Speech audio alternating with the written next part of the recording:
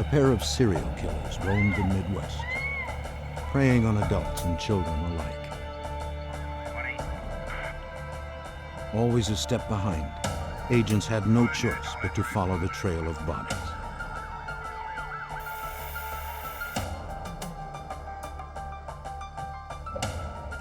As the crime spree raged out of control, pressure mounted to stop these killers.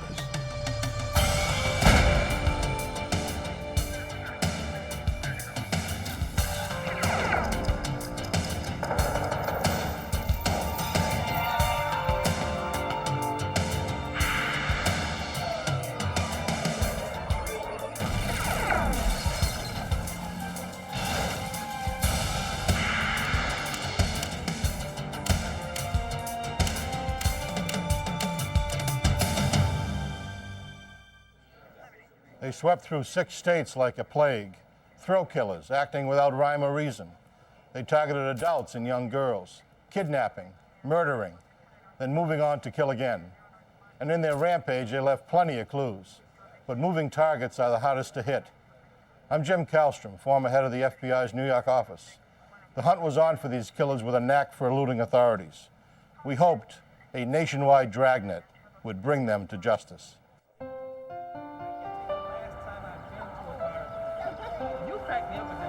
In Kenosha, Wisconsin, a community close to the Illinois border, single mother Juanita Wheat arrived home with her 9-year-old daughter Vernita and their new friend Robert Knight.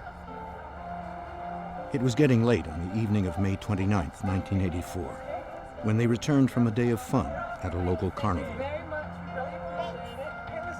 Robert told Juanita that he had a belated Mother's Day present for her at his place just a few blocks away. He asked if Vernita could help him carry it back. He promised it would only take an hour. Reluctant at first, Juanita gave in to her daughter's excited pleas. All right. Be goodbye, baby. All right, we'll be right back. Take care, mommy. I will.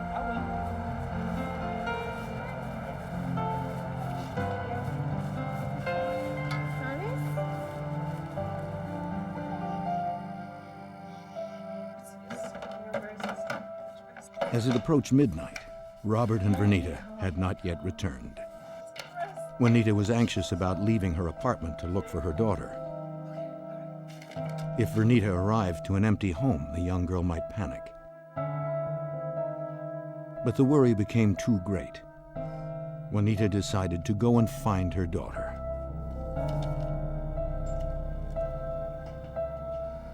She went to the address Robert had given her. When she arrived, her panic melted into horror. The building that Robert Knight claimed was his home was abandoned.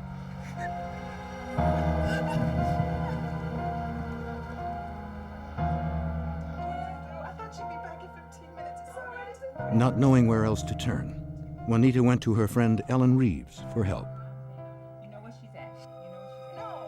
Concerned for the safety of her friend's daughter, Ellen insisted it was time to contact the police.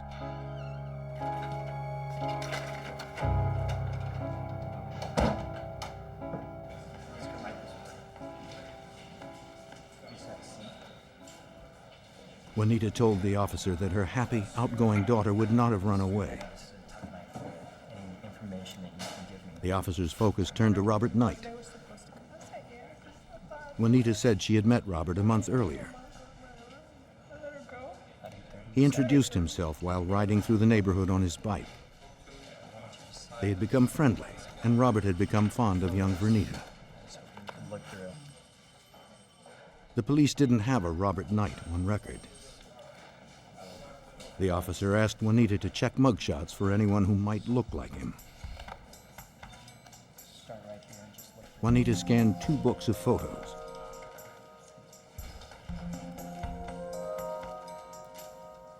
Finally, she pointed to a picture of a man she was sure was Robert Knight. Officers determined that the person Juanita had identified as Robert Knight was really named Alton Coleman. Investigators called the FBI. Special Agent Berdina Passanelli of the FBI's Kenosha, Wisconsin office was assigned the investigation. But the FBI always gets involved when children of tender years disappear under unusual circumstances, and this was clearly one of those. Investigators wasted no time in obtaining a search warrant for Coleman's last known address, his grandmother's house in Waukegan, Illinois, just a few miles across the state line from where the Wheats lived.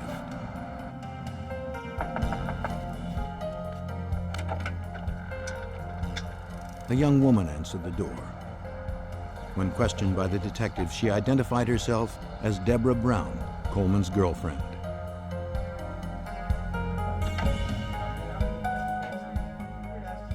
At first, Brown was reluctant to answer any questions about Coleman or his whereabouts. She said she had been living at the residence for a year, providing home care for Coleman's nearly blind grandmother.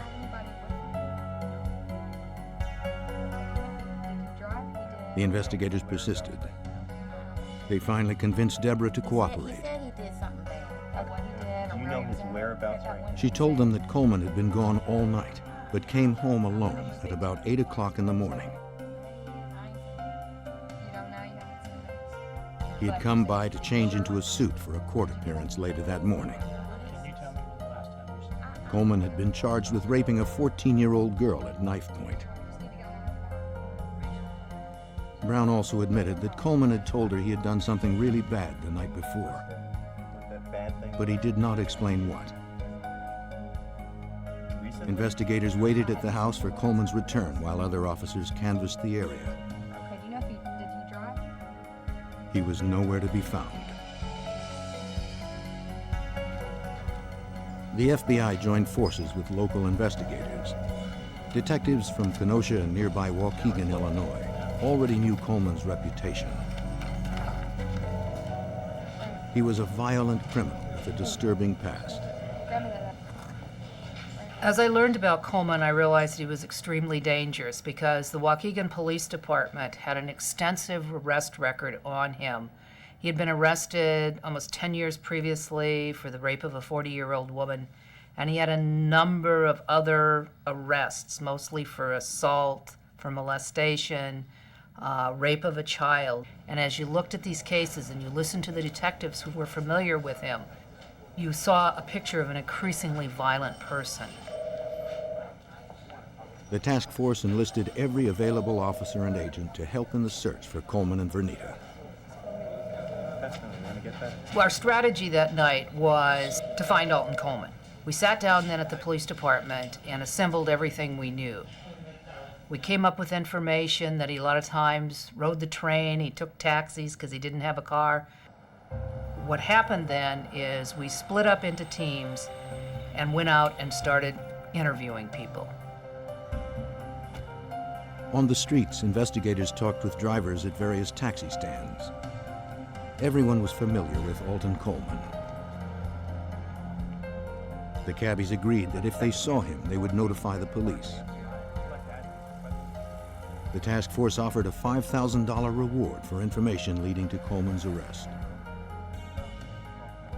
The promise of a reward caught people's attention, but didn't draw out any useful leads as quickly as the investigators hoped. Investigators feared that time may be running out for Vernita Wheat.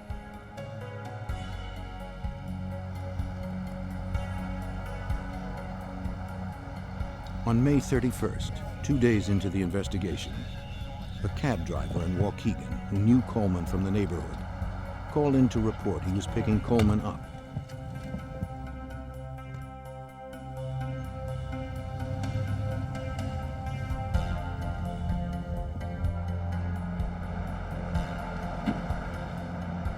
A squad car conducting surveillance in the area responded.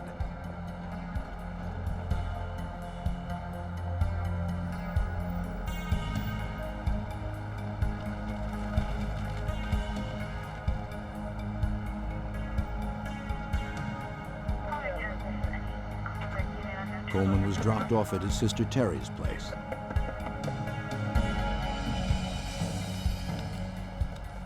He saw the approaching officer and took off. disappeared into the neighborhood he knew so well.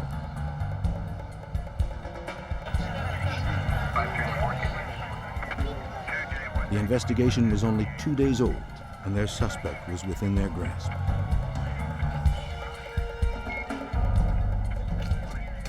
Investigators speculated Coleman was probably hiding out in the abandoned warehouses that ran along Lake Michigan.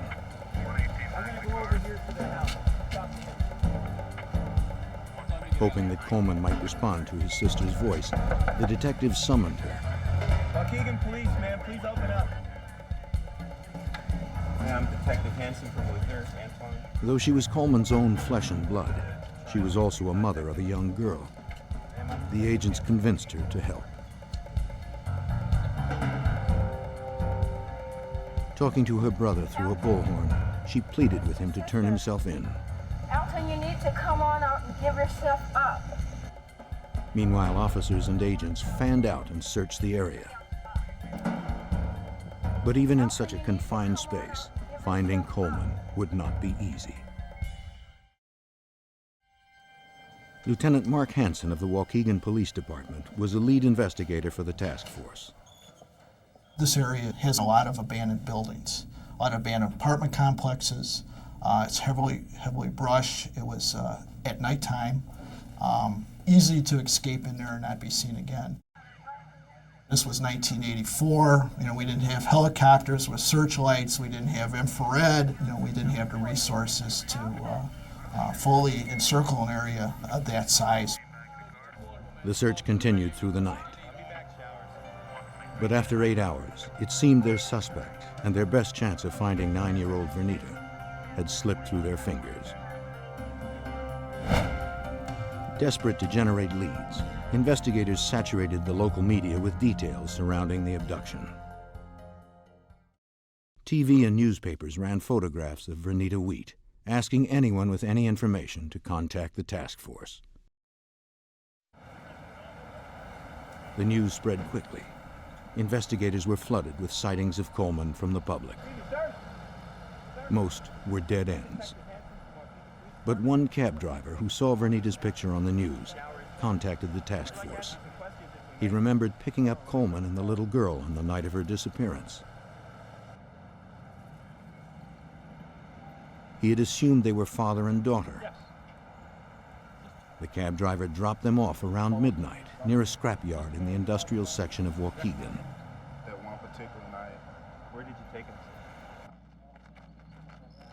to? Investigators approached the night manager at the scrapyard.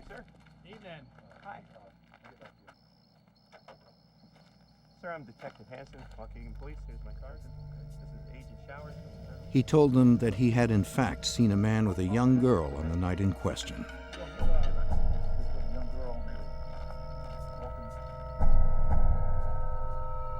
He recalled that close to midnight, the two had walked hand in hand through the side gate. He couldn't really see the man's face, but he did notice that the man had an unusual rolling gait to his walk, a feature that acquaintances of Coleman had described. The night manager identified the little girl as Vernita Wheat. The sighting was enough to allow the FBI to issue a federal warrant for Alton Coleman. He had taken Vernita across state lines. It was also the last time anyone saw Vernita Wheat alive. The task force responded with another massive search.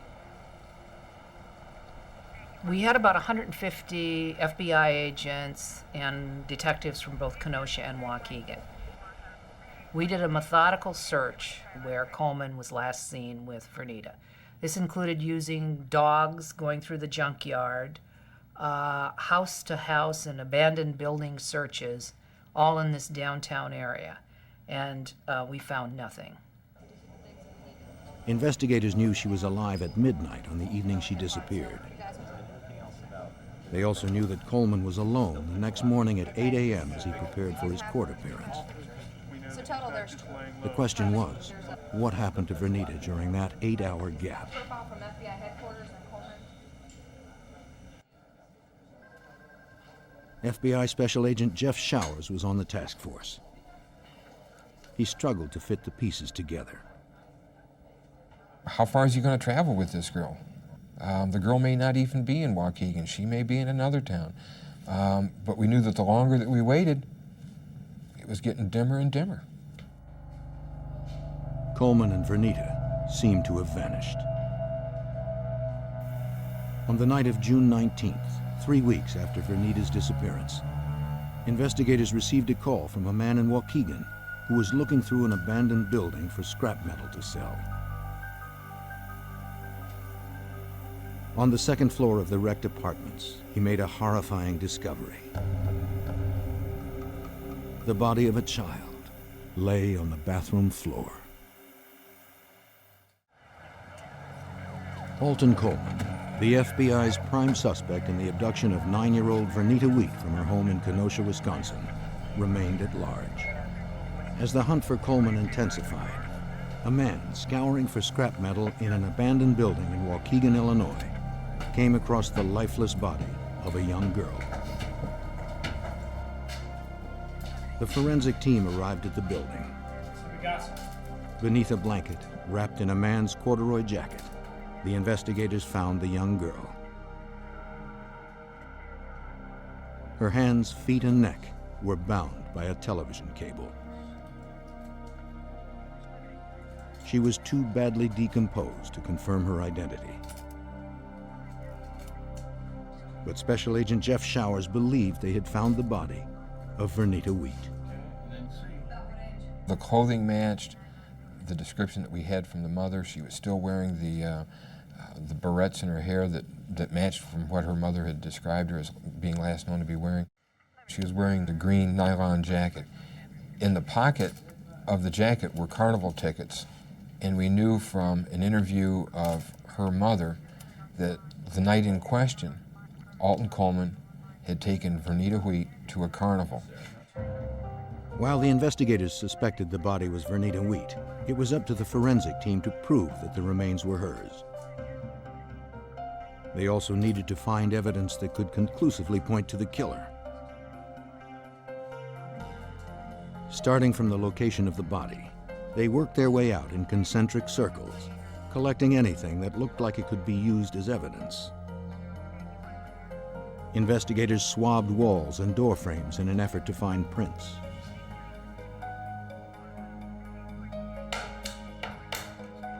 Figuring whoever moved the body into the room had to come in contact with the door,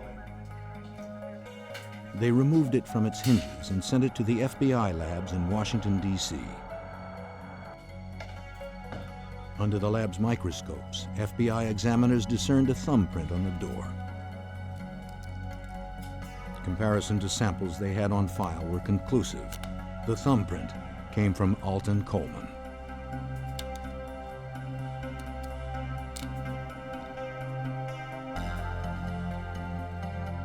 Examiners also compared prints taken from the little girl's hands to those lifted from Vernita Wheat's school books that had been retrieved from her home. That comparison was also positive. The search for Vernita was over. Investigators now had enough evidence to issue another warrant for Alton Coleman. This time, it was for the murder of Vernita Wheat. We knew then that Alton Coleman was responsible for the death of this child. And now we've got not only a kidnapper, but we also have someone who's committed murder. While at the autopsy to determine Vernita Wheat's exact cause of death, a television news broadcast caught the attention of Agent Showers and Detective Hansen. The first news that a little girl had been found murdered in Gary, Indiana. Agent Showers, I think, immediately thought that there could be some connection to Coleman. The report also mentioned something that investigators found disturbing. There were 2 killers, and the second suspect was described as being a black female. Investigators immediately suspected Coleman's girlfriend, Deborah Brown, who had not been seen in weeks. If investigators were right, Alton Coleman and Deborah Brown had traveled 90 miles from their hometown neighborhood. They were on the move, and they were leaving bodies along their way. Come up with another form of transportation, nothing comes of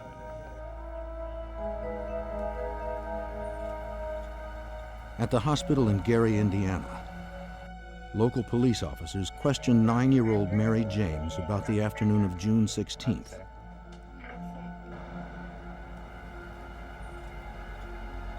Mary told the officers that she and 7-year-old Janice Clay were walking to the store when they were approached by a man and a woman on bikes. Hey, look. The couple introduced themselves. They told the little girls that they had some clothes that the girls might like. We got some shoes and stuff. You guys want to take a look at it? Okay, come on. We'll look right around. To retrieve the clothes, Mary and Janice followed the couple into the woods. You're 8 years old? How old are you? You take care of yourself. We're gonna get the man. Mary was close to death when she managed to drag herself to the street. I'll show you these photos. I'll show you these photos. She was able to identify Coleman, but could not identify Brown from photographs sent by the FBI. No. However, the girl's description matched Brown exactly. How about this woman right here? Now, investigators were dealing with 2 killers. We had looked at Deborah Brown up until that point in time as a witness because she had cooperated with us in Waukegan. She had told us about Alton telling her that he had done something wrong. She showed us the clothes that he had been wearing the night he had come back, when he'd been out all night and when he came back in the morning. So we had looked at her as a witness. We now knew from the investigation in Gary that she was likely assisting him. Investigators struggled to figure out some way to predict Coleman and Brown's next move. Both murders occurred in largely black communities, communities where the two could easily blend in. And they were quick to gain people's trust. These were street people. They had that charm. They didn't have to do any arm twisting. It was always a very easy thing with them. Searching for anything that might help them locate and stop the killers, investigators consulted an FBI behavioral profiler. For the profiler, the escalating pattern of violence was caused by Coleman's legal problems back in Waukegan.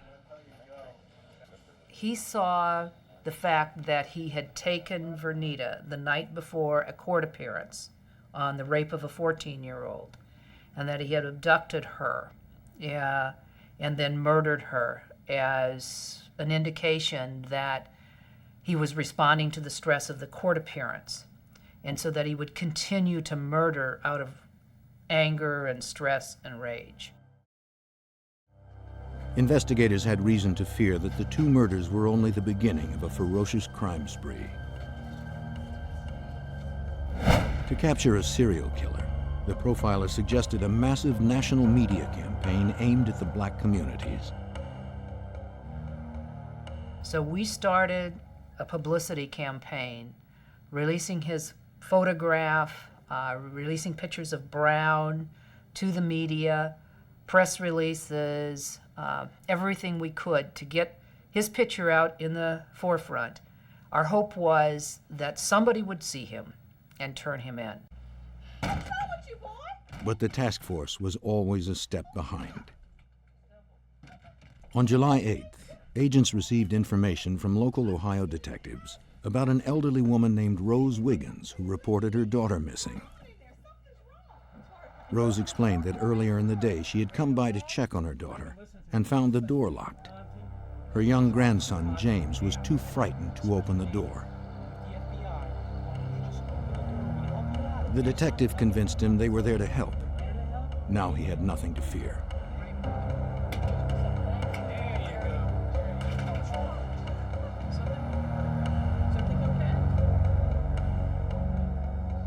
Officers immediately started to search the house for the boy's missing mother.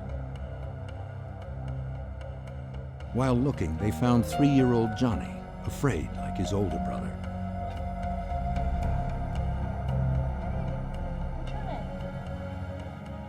Meanwhile, James told the detective about the man and woman who had been at their house.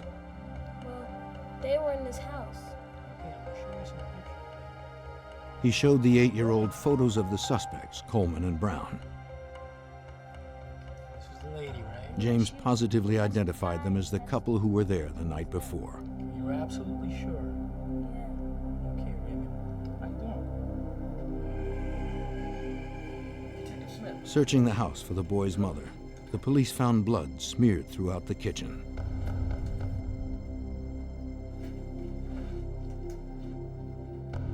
It led down to the basement. Not knowing who or what awaited them, the investigators followed the grisly trail.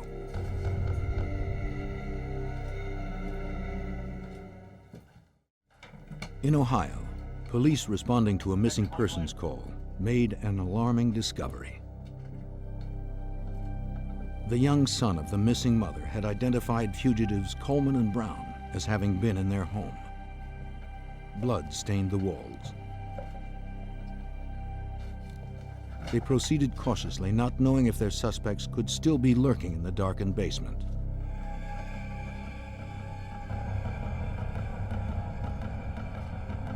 The trail stopped, where the bodies of mother and daughter, Virginia and Kimberly Blake, were discovered, shoved into a crawl space beneath their home.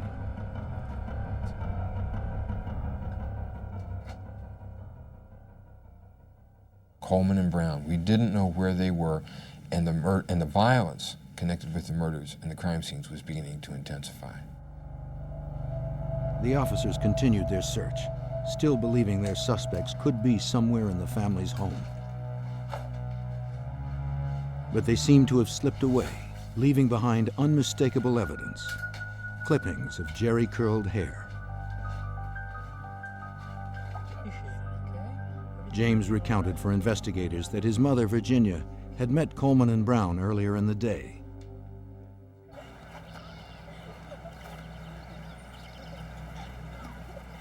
How you guys doing? Fine. Hey, we just moved to the area down the street. What's your name? The couple stopped by the house and played with the kids. Yeah, we like live down the street. We're just like riding around. Virginia invited them to stay for dinner. It was just like any other summer evening in the neighborhood. Virginia cooked while the kids hung around and chatted with their new friends. Are you going to go in a ring? You're going to stay. 8-year-old James saw Coleman take a knife from the counter and slip it into his back pocket. Soup's on, guys. Soup's on. After enjoying dinner together, Coleman, Brown, James, and his younger brother settled into the living room to watch television. At the top of the evening news, the story of a pair of killers on the loose flashed across the screen. Coleman immediately turned off the television and shuffled the boys off to bed, Have a good night. while Kimberly and Virginia washed the dishes.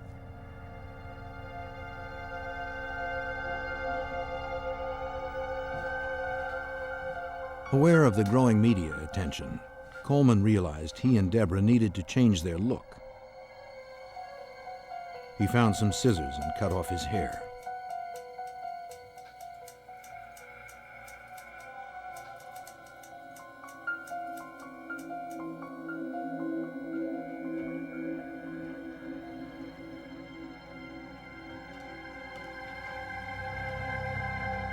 Coleman, with Brown at his side, approached the little girl and her mother.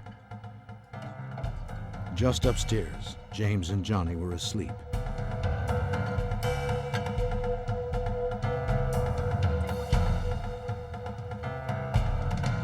What are you doing? What are you doing? What are you doing? They dragged the slain woman and her daughter downstairs and stuffed them into a crawl space. The pressure was mounting. It was becoming increasingly stressful because here we were for the 4th time catching up with him when we found more bodies. Coleman and Brown's MO was designed to catch their victims off guard. Okay, Raymond, nothing's gonna happen. When someone comes up to your house on a bicycle you figure them to be local. If they're walking, you may be a little bit suspicious. But if they're riding a bike, they're from the neighborhood. Your guard is automatically down. News of the murdered mother and daughter horrified the community. The savage nature of the killings caused the FBI to add an 11th position on their 10 most wanted fugitives list. It was a rare occurrence. The number 11 ranking was reserved for particularly vicious killers, a description fitting Coleman and Brown. The magnitude and the importance of it, that, you know, you've already got 10 that are bad, but here's one that's so bad, but we don't have room to put anybody else on.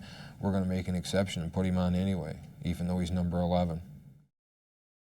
With the national media spotlight focusing on the couple, it would be difficult for them to remain anonymous. And in solving fugitive cases, finding people, there is nothing better than publicity, because all you need is the one phone call from one person saying, I saw this picture and I know it's this individual. Phone calls poured in with more frequency and speed than ever before. Any crime that matched their suspect's MO was funneled back to the task force headquarters. Hopefully, they would be able to get one step ahead of the fugitives. Investigators were sure that Coleman and Brown would tire of a life on the run and return to familiar territory. Agents contacted everyone the two associated with in Waukegan. We would contact them and let them know that we're still looking for them. We would go out and tell them that Alton and Deborah had been involved in another murder case, hoping that that would get them a little bit more on our side. On July 13th, local investigators responded to a frantic 911 call from a suburb of Cincinnati, Ohio. Michelle Stone told the officers what had happened that day. They were both young.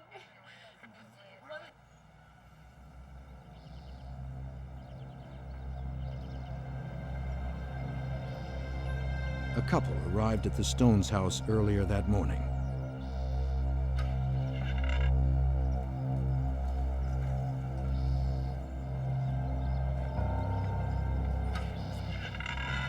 They told Michelle's father, Jack Stone, that they were interested in buying his camper, which was for sale in the driveway.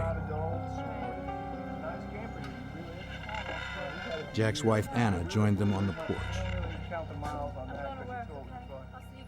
As Jack and Anna chatted with them, Michelle left for work. I won't be long. I'll see you guys later. You'll be home for dinner? Yeah. All right. Be careful, Mom. Bye-bye. All I remember, I didn't really see them. When she arrived home later that day, Michelle noticed the bikes the couple had arrived on were still in the yard.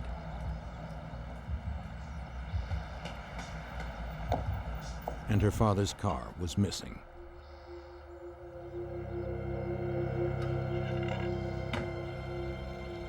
Mom? Inside, she found her parents' home had been vandalized. Mom? She had called out to her mother and father. Hearing no response, her mind began to race as she stepped through the shattered glass and overturned furniture littering the room. Dad?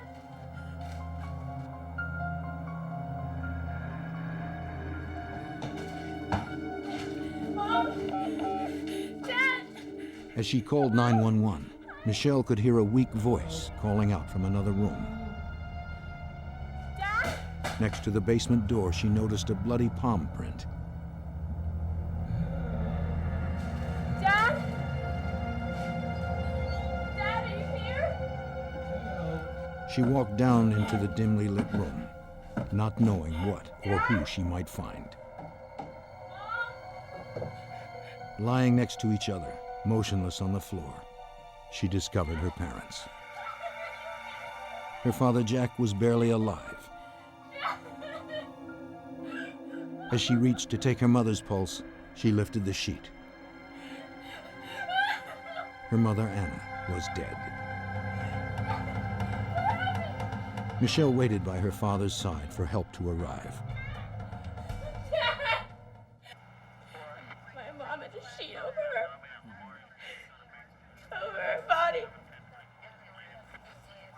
Her parents had been bludgeoned and bound. Michelle's description of the couple that had stopped by her parents' house earlier that day matched the fugitives, Coleman and Brown.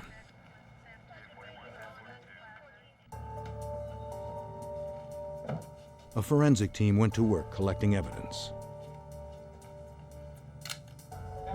Among the items was a pair of plastic shoes next to Anna Stone. A recent sighting of the suspects included a description of Brown wearing these same shoes.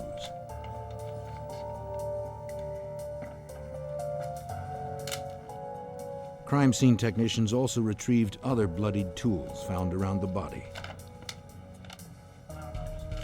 Later, forensics confirmed the crowbar was used to kill Mrs. Stone. Coleman's prints were all over it. He made no attempt to conceal his crimes. But there was nothing to suggest where the couple had gone. It was all dead ends. Every time we'd find a body, they were gone. You don't have anything as to which way they're going. You have no indicators as to who their next victim's going to be. Depends. If they wanted sexual gratification, they may snatch a child. If they need a vehicle, they may snatch an adult. Just don't know. We've got a couple of mad dogs out there. The crime against the Stones showed the couple was able to gain the trust of people from outside the black urban centers where they had found their first 4 victims. This realization only complicated the investigation. Coleman could fit in anywhere. Or they would come up on a bicycle and start chatting, and he would be looking to play in a card game. Or sometimes they would respond, they wanted to buy something, or they had something for sale. He was an extremely glib person, a real con man. And people trusted him. Plus, he was traveling with a woman. And so people were not nearly as suspect of him as they should have been. Though Coleman's rage continued to intensify, his ability to charm more victims remained consistent. And he was showing no signs of growing tired of the kill.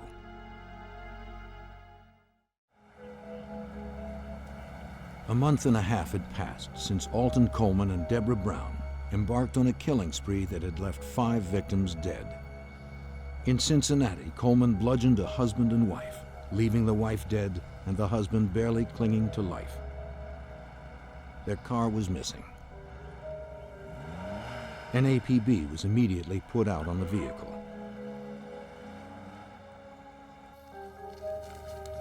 Two days later, a farm worker discovered the abandoned car on his property in Lexington, Kentucky, 105 miles away from the crime in Cincinnati.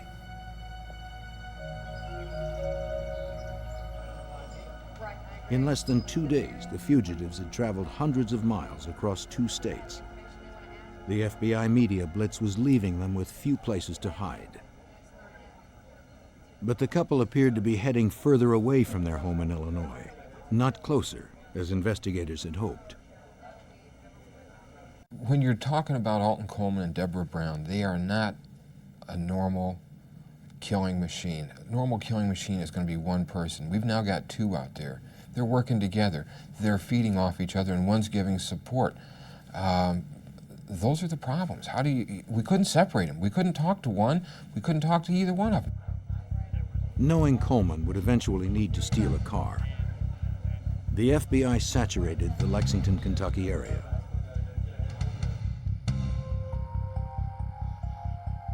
They did not have to wait long for signs that he was still in town. In a hotel parking lot, Professor Oline Carmichael was assaulted and his car stolen. A couple forced him to hand over his cash and car keys.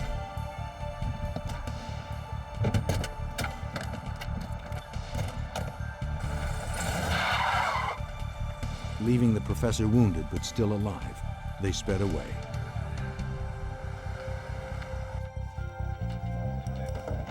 After receiving medical attention, police asked Carmichael to look at mugshots that included the FBI's most wanted fugitives. Without hesitating, he pointed to Coleman and Brown. That's her, without a doubt. Those are the two. The FBI were now only a few hours behind the fugitives. An APB was issued for Carmichael's car.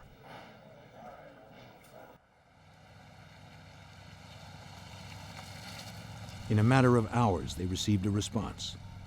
It came from police in an Ohio town close to the Kentucky border. The professor's car was found, abandoned behind some vacant buildings. Coleman and Brown, however, were nowhere in sight. For the experienced agents, finding the car in Ohio meant Coleman and Brown were probably on their way home. Gut instinct is going to tell you that he's going to come back home. He may not come back to Waukegan, but he's going to come back to some place that he feels comfortable with. He'd never been to Gary, Indiana. He'd never been to Detroit. He had never been to Toledo.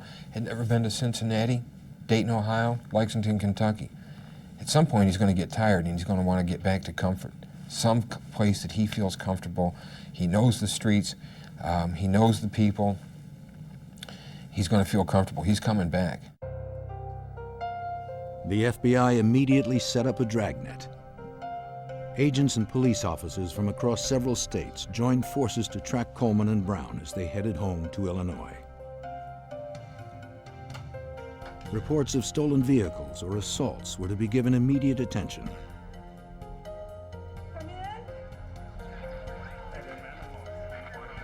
An officer in Dayton, Ohio, responded to a report involving an assault and a stolen car. The call came from an elderly couple, Reverend and Mrs. Gay.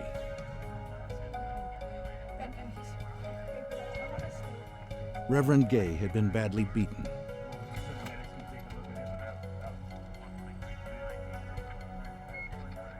Mrs. Gay told the officer that a young couple who they had met weeks earlier broke into their house.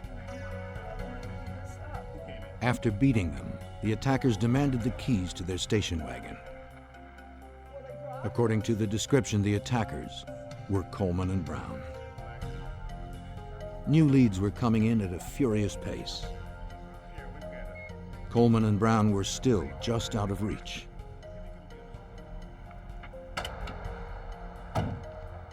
But the FBI was starting to close the gap. The day after the attack in Ohio, detectives involved in the FBI's dragnet discovered a station wagon that had been abandoned near a car wash in Indiana. It belonged to Reverend Gay. Later in the day, some road crew workers on the edge of Interstate 65 outside of Zionsville, Indiana, made a gruesome discovery. It was the body of an elderly man who had been reported missing from his home in Indiana. He was found on his 77th birthday. Evidence left at the scene was unmistakable. Coleman and Brown had claimed another life.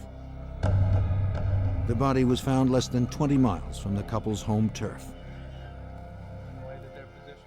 The country's most wanted fugitives had come home, and the FBI was waiting for them.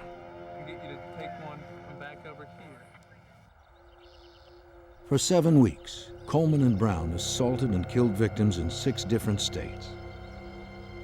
While investigators worked the crime scenes, scores of local officers and agents organized a dragnet to trap them as they headed back home to Illinois.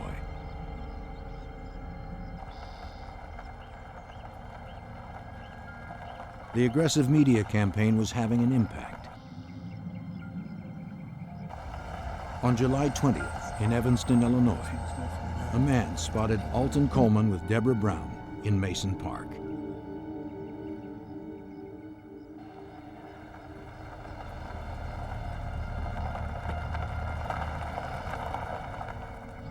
While he waited with the car running, his friend called the police. It was the one phone call investigators had been hoping for. He went to school with Alton Coleman. He knew without a shadow of a doubt that the man that crossed the street in front of him was Alton Coleman.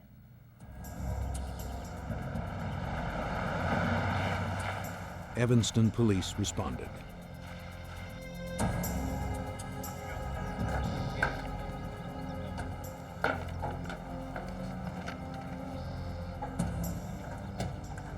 Only a couple of yards stood between the law and Coleman and Brown.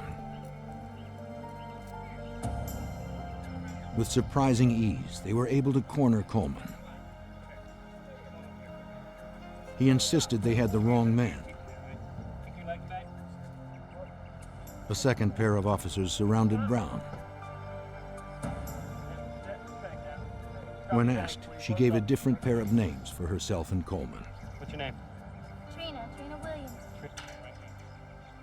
Having found a knife and a false identification, the officers brought Alton Coleman to the police station. 4 other units be advised when you pick up the female, she might have a weapon in her purse. Make sure you check it.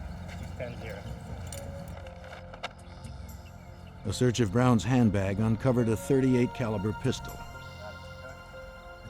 523-607. Meet us over here. We got The weapon was all they needed to handcuff her and take her in. Anything we need to know about? No? 2 of the FBI's most wanted were apprehended without incident.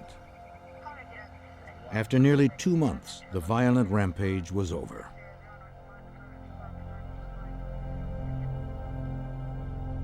Coleman continued to insist he hadn't been in any of the places where the murders happened. But the forensic evidence collected over the past 7 weeks proved otherwise. Alton Coleman was charged with the federal crime of kidnapping Vernita Wheat, followed by murder charges in 3 other states. Deborah Brown was also charged for her role in the murders.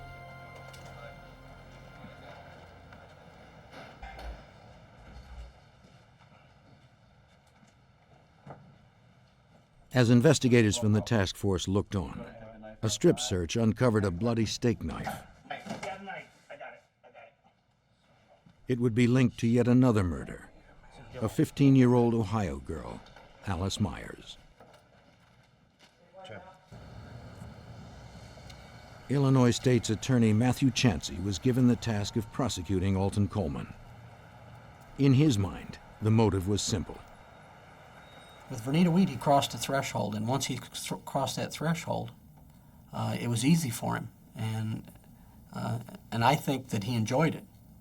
And it wasn't just easy anymore; it was something he liked. He liked doing, and so he looked for every opportunity he could to repeat that. Together, Coleman and Brown had stolen 7 lives. 3 states sought to take theirs. Brown stood trial separately. She was sentenced to life in prison.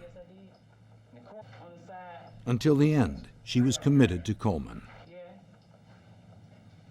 At Coleman's sentencing hearing for that murder, she testified on his behalf that she had committed the murder and he had not, in an obvious attempt to try to save him. It didn't work. Coleman and Brown's rampage had covered over 1,300 miles in 6 states. For Special Agent Berdina Passanelli, the intensity of the FBI's hunt prevented more needless murders. Because of the massive investigation that we did and the publicity that we did, that he was caught within 7 weeks of when he started. Had we not done that, had we not gotten on this right away, who knows how long he would have gone on killing people. In the end, Alton Coleman was sentenced to death 4 times. He went to prison in Ohio, where he was executed on April 26, 2002. Organized crime tore through the suburbs of Chicago, leaving violence and corruption in its wake. Prominent officials were seduced by greed and power, doing whatever was necessary to protect their interests. Everyone was on the take. It would fall on the FBI to weed out the corruption and to find the killer of an innocent woman.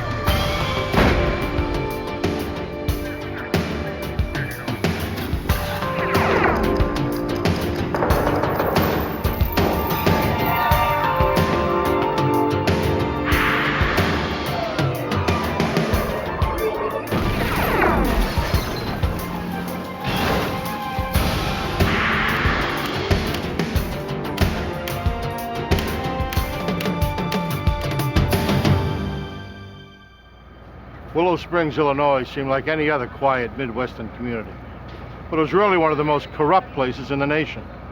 This tiny village nestled just outside of Chicago was in the hip pocket of organized crime. I'm Jim Kallstrom, former head of the FBI's New York office. It was only a matter of time before corruption led to assassination and conspiracy. To end it required a federal sting operation of astounding complexity.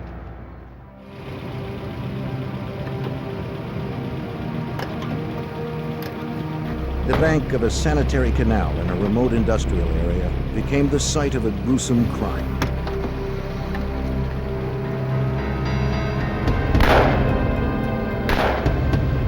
The killers were quick and thorough. Nearby, 2 police officers were out on night patrol. When they heard the shots fired, they became alarmed.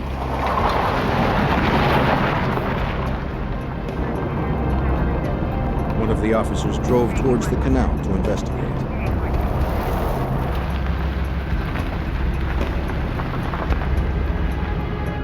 He found nothing as he searched the desolate area.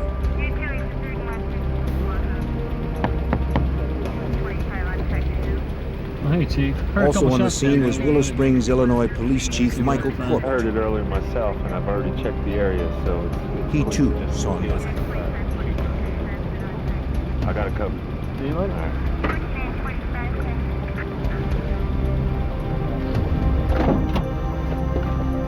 The following day, a prominent local attorney called police to report that his wife was missing. Well, Mr. Masters, we'd like to ask a few questions about your wife. Lieutenant Howard Vanek of the Cook County Sheriff's Department and his partner responded to the call. Attorney Alan Masters said that his wife Diane had been out the night before with colleagues and friends from a local college where she worked. After the meeting, some of the board members would go to a bar. She never came home. There was no sign of her yellow Cadillac. I believe it He said he made calls trying to locate her until 2 in the morning, but finally gave up. For the officers, the information offered little insight. Excuse me a minute.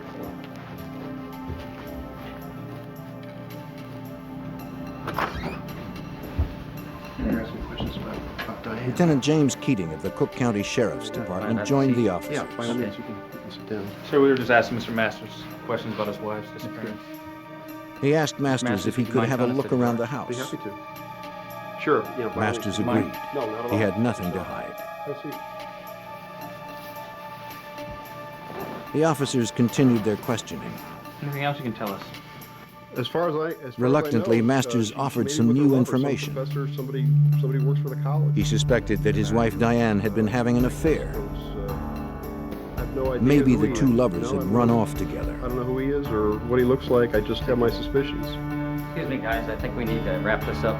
Lieutenant Vanek wanted to investigate further and look around the house himself. Sir, I think we need to take another look around in here. Husbands are always suspects when their wives I look around. disappear. There's nothing Sir, here. we need to look around. It's time to Something's go. missing here, Let's sir. go now. But Lieutenant Keating intervened. He Sir, wouldn't procedure allow is it. 2 investigators always check out the scene. In his mind, Time to everything go. had checked out. Now. Let's Sir. go now. Vanek was upset. He didn't know why Keating would undermine his investigation. Outside, Keating confronted Lieutenant Vanek, telling him to back off. There's no cause of precedence. There's no evidence. As far as he was concerned, Masters was not a suspect. But Vanek didn't buy it, and he let Keating know. No, you don't. It's my case. Just as the two men were about to explode, Willow Springs Police Chief Michael Corbett arrived at the scene. Look, easy. Come on, guys. Let's be on the same side. Come on, man. Keating would have the final word. Hey, Vanny, you're off the case. Forget it. You're off the case, man. You got that?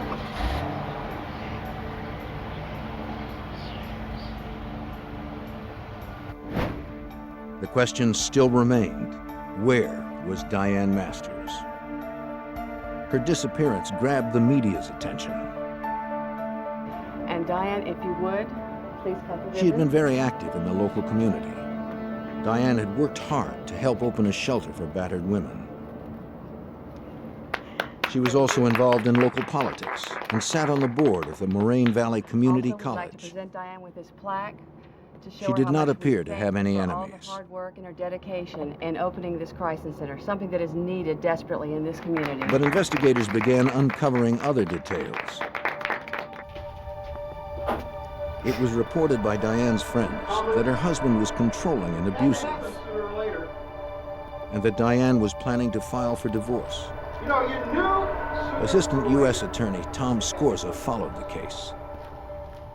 We were pretty certain that what had happened here was that Diane and Alan had a regular marital dispute, sort of ordinary dispute, but that it had escalated into something much worse. Go ahead and send him in. Scorza's investigation soon revealed that Alan Masters was more than just a bad husband. Hey, Al, how you doing? It was rumored that Alan Masters had bribed local officials and police officers to secure favorable outcomes for his clients. How'd it go? Very well, very well. Nothing to worry This about at corruption all. extended right to the top of law enforcement. Allegedly, Masters frequently enlisted the help of Chief Corbett. If I don't hear about this anymore, it'll be worth every penny.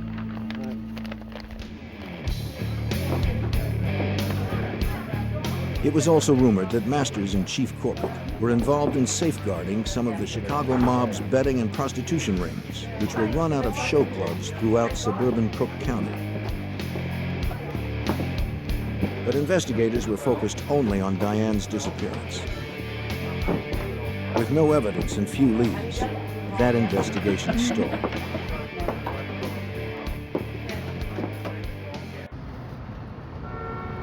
Unaware of Alan Masters or his wife's disappearance, the FBI had already begun an independent investigation into the mob-controlled rackets of the Chicago area. U.S. Attorney David Stetler worked with the FBI to help unravel the prostitution operation.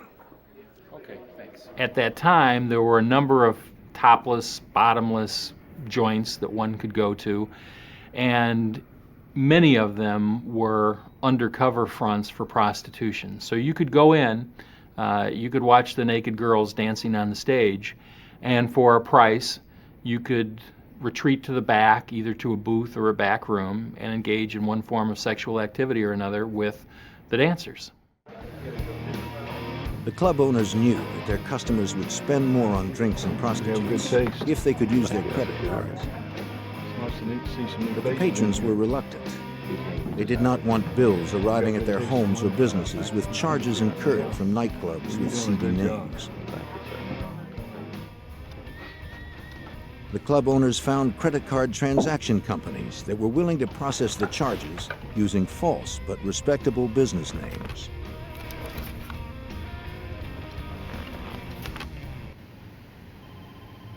Special Agent Ivan Harris of the FBI's Chicago field office was assigned to help bring down the illegal businesses.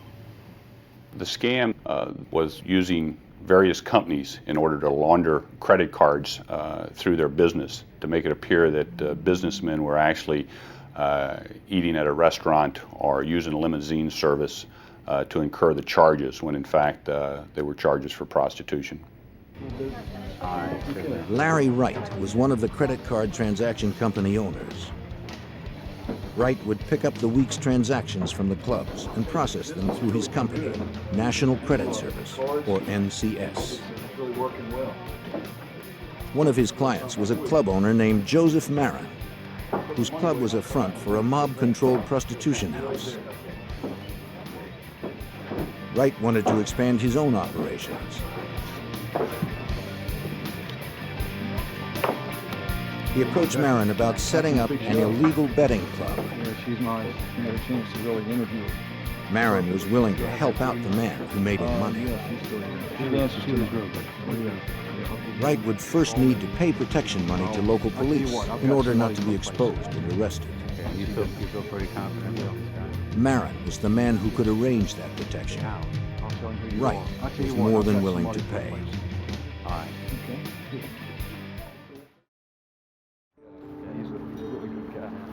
Marin arranged the meeting at the Willow Springs Police Department. I trust him completely. It was to take place with Police Chief Michael Corbett.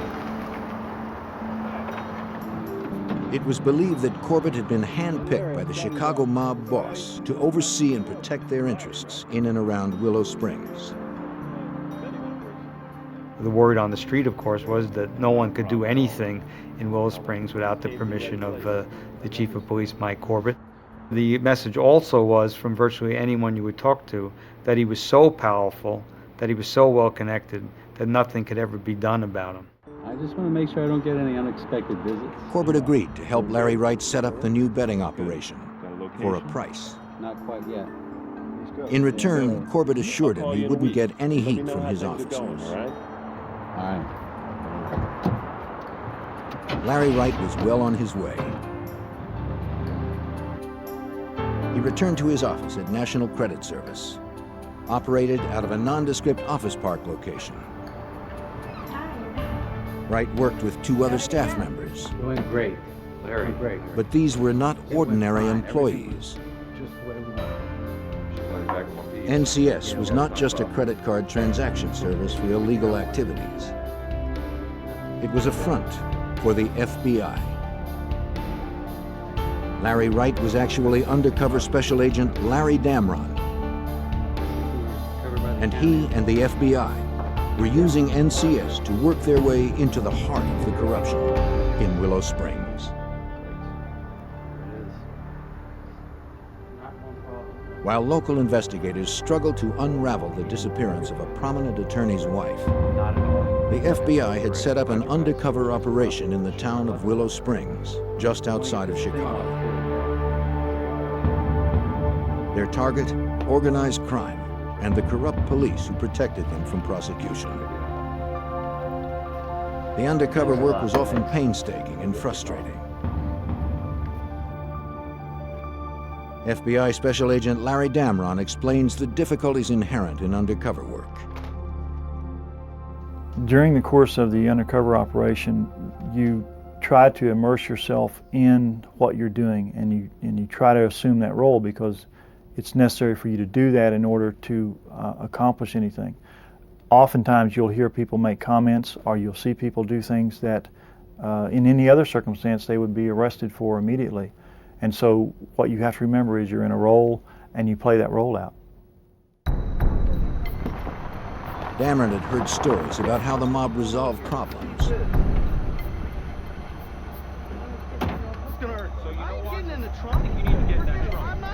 They were swift and violent, and their signature was unmistakable.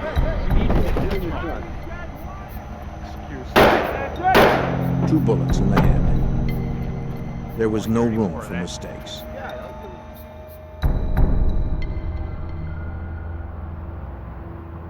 Victor Spilatro, a player in Chicago's organized crime, approached Damron at NCS. Though Victor himself wielded little power, his brothers held tremendous influence within the mob's hierarchy. Damron was starting to move into the center of the violent Chicago underworld. The Spilatros were one of the best-known names of mobsters in Chicago. The older brother, Tony, was the boss in Las Vegas. He represented the Chicago outfit for their interests in Las Vegas. Had been a prominent figure and had been widely mentioned in the papers, having been involved in murders and extortions and things like that. Agent Damron quickly developed a reputation as an effective businessman in laundering money for mob operations. We got everything back here that you need. All right, you come on back. Sure everything's all right? Spilatro knew of NCS's activities with the local nightclubs. They were under his control. Really appreciate what you're doing. Good, everything's going good with the business? Yes, it's going great. That's great. Good. He told Damron he would have to pay him a cut to stay in business. I'm glad you appreciate what we do for you. Okay, well that's really good. Damron had no objection. The level that we had there is we were paying protection to a fairly important aspect of the mob, the Spilatro family. And so that gave us a little bit of status, if you will. But we had absolutely no authority or anything like that in the mob. We were just workers, and our value was we made them money. Agent Damron traveled to a remote hotel where he met with FBI Special Agent Gordon Brooks, who oversaw the undercover operation. To ensure that Damron's real identity was not compromised, the two met infrequently to exchange information. Brooks vigilantly kept tabs on Damron. The investigation was as dangerous as it was complex. Not to worry about things. The agent cautiously moved forward. He wanted to continue expanding the FBI's undercover operations. He used every opportunity he could to sell the idea of opening more betting and prostitution houses throughout suburban Chicago. Even with a go-ahead from the Spilatros, Damron would still need permission and protection from the police. Future. He met with nightclub owner Joseph Marin to hash out the details of the new clubs and secure police protection. Larry, how you doing? But there was a problem. Look, I got some upsetting news. What's up? Their protector, Chief Corbett, had been removed by the Willow Springs City Council under suspicion of corruption. Marin knew another high-ranking law enforcement official who could provide the same protection as Corbett. Lieutenant James Keating, Cook County's Vice Squad Supervisor. Tell you what, he deals with me. U.S. Attorney Tom Scorza was not surprised by the development. Keating's reputation was well known. Okay, you feel pretty confident about this guy? Jim Keating was a lieutenant in the Cook County Sheriff's Police Department, but if anything, the rank understated his influence. He was a very well-connected officer in a very corrupt department. He had connections with people of higher rank who were also corrupt, and so he was a key figure. With Corbett out of the picture, the FBI shifted their focus to Keating. Damron met with him at a restaurant outside of Willow Springs. It allows me to really concentrate on my job. Keating said he'd have no problem helping Damron expand his operations. One thing we need to understand is if there's a situation that comes up. But any move Damron made would have to be approved by him. I make the decision when something goes down. He warned Damron to play it straight with him and his people. He told us that the one thing that he wouldn't tolerate was if someone double-crossed him. And he said if that happened, that they'd find us with our legs on one of the streets in the area and our head on another street in the area. As instructed by the FBI, Damron proposed another operation. A club that would be a front for prostitution. You're going to hold on to this. He gave the lieutenant the first of many payments to ensure police protection. Looks like a bonus for the guys, huh? Before he left, Keating said he knew someone who might be able to help him. A lawyer named Alan Masters. Though he had no direct dealings with Alan Masters, Damron had heard the name mentioned by Chief Corbett. Well, I knew that Masters was a well-known attorney on the south side of Chicago, that he had a tremendous reputation for being able to get things done, particularly in the local court system, and the scuttlebutt was that he wasn't reluctant to pay bribes or to deal with people however he needed to. Damron continued his meetings with his case supervisor, Special Agent Gordon Brooks. Damron needed to know everything he could about Alan Masters and his relationship with Keating and Corbett. Now, you're in with Corbett. He's dirty. The FBI and U.S. attorneys quickly established a hierarchy within this ring of corruption. Okay, you're making your way up to Keating? Right. I want you to... Corbett was the king in Willow Springs, but anytime he had to do something that involved the broader Cook County, he needed to get the permission of Keating. And Keating always had to check with the ultimate fixer, Alan Masters, to make sure everything could be handled at the court level. I can maybe get Masters interested. As the extent of Alan Masters' criminal activity became clearer, the FBI began looking closer at his possible role in his wife's disappearance. The two distinct cases were beginning to overlap, and Damron's objectives were broadening. Authorities call 3 counties still. He was a suspect in the disappearance of his wife. It was thought that if we could develop a relationship with him, there might be something there that would come to light and might be of some benefit to that investigation. Damron learned that Alan Masters allegedly made payoffs to several area judges in exchange for favorable decisions. Now, we need to have that hearing on the Sanderson case. It needs to go our way. Do we have an understanding on that, Judge? Agents speculated that Diane might have witnessed her husband's illegal activity and threatened to expose him. I think we can come to terms with that. Right this way, sir.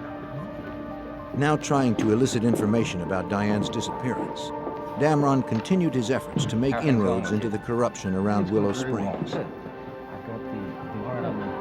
He met with Keating several weeks later to follow up on his plan to open a show club. A good manager lined up. Oh, I've got a Again, friend, Keating mentioned that his friend Alan a lawyer Masters friend could that, help. can take care of that. He's a real fixer. Damron took the opportunity to bring up Alan's wife. Keating said little, but then added an unusual comment. The same plan we had with the other one. Probably heard him, seen him. We talked about Masters' wife turning up missing, and Keating said, well, she turned up missing like the day before the divorce was going to be filed. That was convenient, wasn't it? It was convenient. And chuckled about what a good circumstance that was. Damron was cautious not to probe too far, fearing that Keating might grow suspicious. You've known this fella for a long time? Yeah. You've known him for a while. I've worked with him before. Sure, he can do. As the meeting ended, Keating handed over Alan Masters' phone number, saying the lawyer was expecting his You call. won't be implicated. I just need them each lined up. I'm going with the same. He proceeded to set up the meeting with Alan Masters. Hello? Mr. Masters, how are you? This is Larry Wright speaking. The attorney agreed to help push through all the necessary permits and legal documents, which meant bribing officials and securing protection. Yeah, we've been working pretty hard on it for a while now. Well, soon I think it'd be a pretty Masters good suggested location. they get together. Talking about, The meeting was set for the following week, Monday, December 13th. Okay, I'll look forward to meeting you then. I think we can maybe do some business. Okay, thanks. Bye.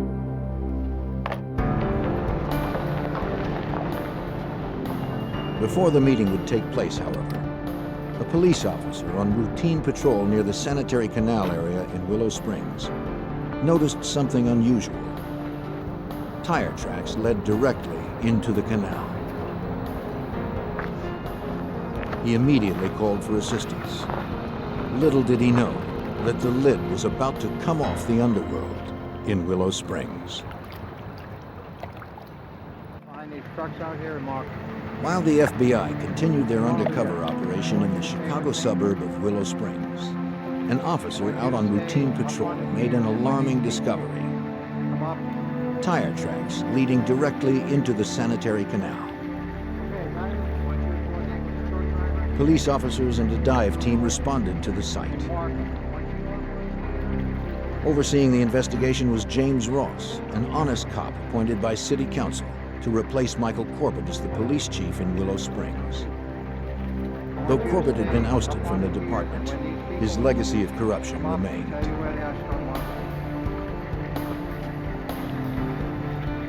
Below the surface, divers found a virtual underwater parking lot. 82 cars lined the bottom of the polluted canal. U.S. Attorney Tom Scorza believed he knew why the cars were there. And who could make a profit by allowing them to be dumped without a police investigation? Those are known as insurance give-ups, people who want to collect money on their car when the car is not worth very much anymore will find a way of losing the car and then reporting it stolen and collect the insurance. My belief was that Corbett had been the approver of all of the dumping of the cars in the Willow Springs Canal. By nighttime, a third car had been dredged up, a yellow Cadillac. The license plate on the vehicle, DGM-19, was well known in Willow Springs. It was the tag registered to Diane Masters. Lieutenant Keating of the Cook County Sheriff's Department arrived at the scene. Chief Ross was surprised that Keating, a vice cop, had been notified. He asked Keating why he was there. Keating had no response.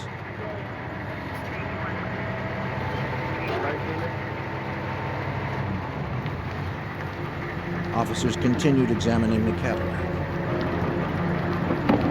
When they pried open the trunk, they discovered a decomposed body.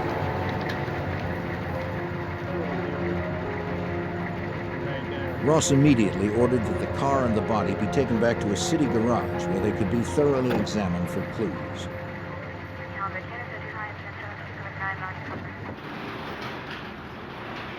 The decision not to use the police garage was well reasoned. Chief Ross knew this case potentially had far-reaching implications, and he couldn't trust his own officers. The fewer people nosing around, the better.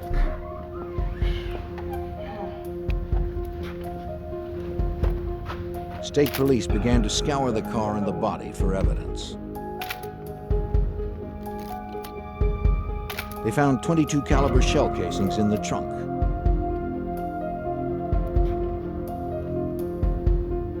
The keys were still in the ignition.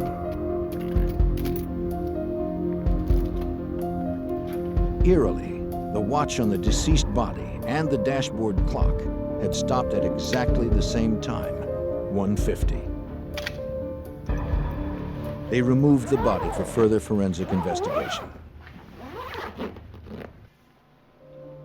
The forensic team examining the body found the skull had been crushed.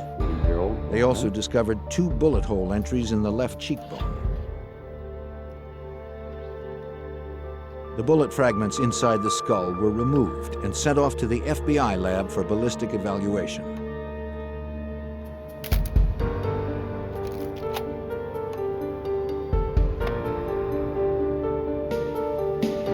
Dental records confirmed what everyone believed. The body found in the trunk was Diane Masters. The 9-month investigation into Diane's disappearance was now a homicide investigation. Come on in. Chief Ross called in Cook County Detective John Reed to work the homicide. He was to team up with the FBI, who was now taking over the murder investigation. Detective Reed was not to trust even his closest friends in the department. He was told that through the FBI undercover operation run out of NCS, law enforcement officers were being investigated for corruption. And some had ties to Alan Masters, who was now a firm suspect in Diane's murder.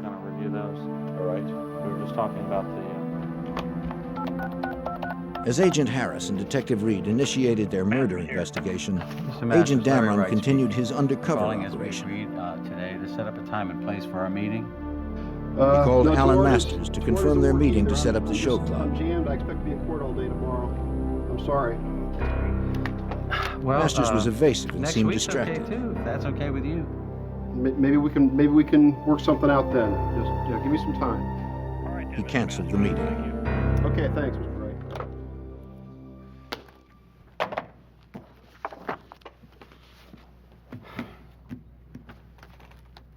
Damron immediately called Keating. With the conversation being recorded by the FBI, he hoped Keating would explain why Masters was being evasive. No, I was wondering if you had any information on that. As I said, he's pretty busy. How about if you give me a call in 3 or 4 weeks? But Keating was cryptic. Maybe we can work something out then. He instructed Damron not to bother Masters. He had too many problems to deal with. Okay, bye. The new show club would have to wait.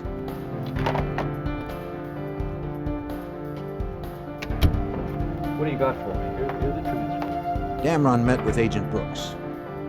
Masters and Keating both appeared nervous since Diane's body had been discovered. But that was hardly enough evidence to prosecute either of them for murder. Perhaps Damron had overlooked something. He handed over his tape-recorded conversations with Keating. This is gonna nail him. We're gonna get him. Can you play that again, please? Over the next several months, the U.S. Attorney's Office, the Cook County Sheriff's Department, and the FBI began the process of merging the various investigations. All right. Well, The link between them was Alan Masters, Cook County Lieutenant James Keating, and former Willow Springs Police Chief Michael Corbett. If that's the case, If we can It would fall on prosecutors to begin constructing a case proving that the three men and all of their activities represented an ongoing, organized criminal enterprise. All right, we can get the RICO prosecution happening. And what we had to do in order to prosecute Masters and Corbett and Keating for a collection of their activities, including the homicide, we had to show that they made up a criminal organization, a mini mafia. Appreciate you meeting with us tonight, Mrs. Capstaff. Well, if you guys don't Detective Reed and Agent Harris's first step was to question Diane's friends who had been with her on the night she disappeared. Okay. You said that you followed her home that night. One of Diane's colleagues, Genevieve Capstaff, had actually followed Diane home that evening after a board meeting. And so I just wanted to see, so I followed her. Capstaff claimed everyone on the Moraine Community College Board who worked with Diane suspected that she was having an affair with an economics professor. She admitted that she wanted to see if the two were going to rendezvous. She followed Diane to her street. When Diane turned to go home, Capstaff continued on. Is there anything else that you can tell me? Further that questioning revealed that all of the community college board members, including Diane, were given a $100,000 life insurance policy as part of their employment benefits. $100,000. Right, yes, but that only covers... The policy specifically stated that proceeds would be paid if a board member died while traveling to and from board meetings. The policy was void when the board member entered their home. That's all, but... We appreciate your Alan Masters claimed Diane never arrived home that night. He was therefore eligible to collect the insurance money.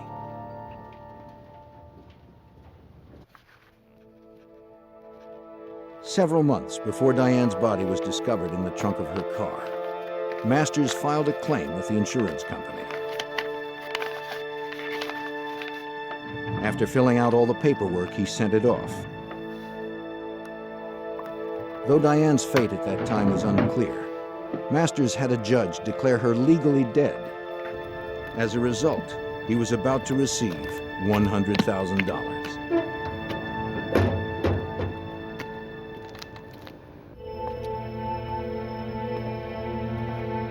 Alan Masters was fast becoming the FBI's prime suspect in the murder of his wife, Diane.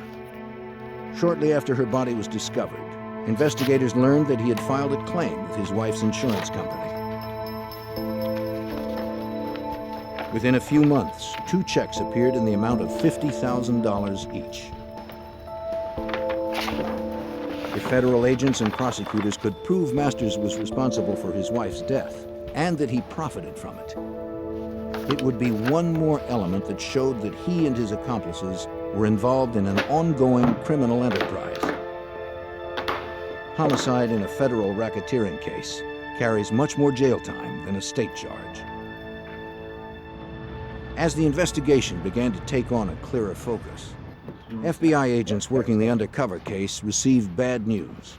Listen, we're going to have to move rather quickly on this. The Washington Post had gotten word of the operation. Listen, we're having a bit of a problem. We're almost at the point where we can really make some impact. The Post gave the FBI 3 weeks to wrap it up before running the story.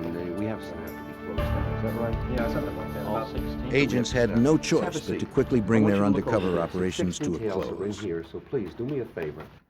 For U.S. Attorney David Stetler, the timing couldn't have been better. The project had run its course, and the bulk of the information anybody was ever going to get had been retrieved, and to make the operation go on longer would have resulted in additional evidence, but it also would have resulted in the evidence that had been gathered becoming more and more stale.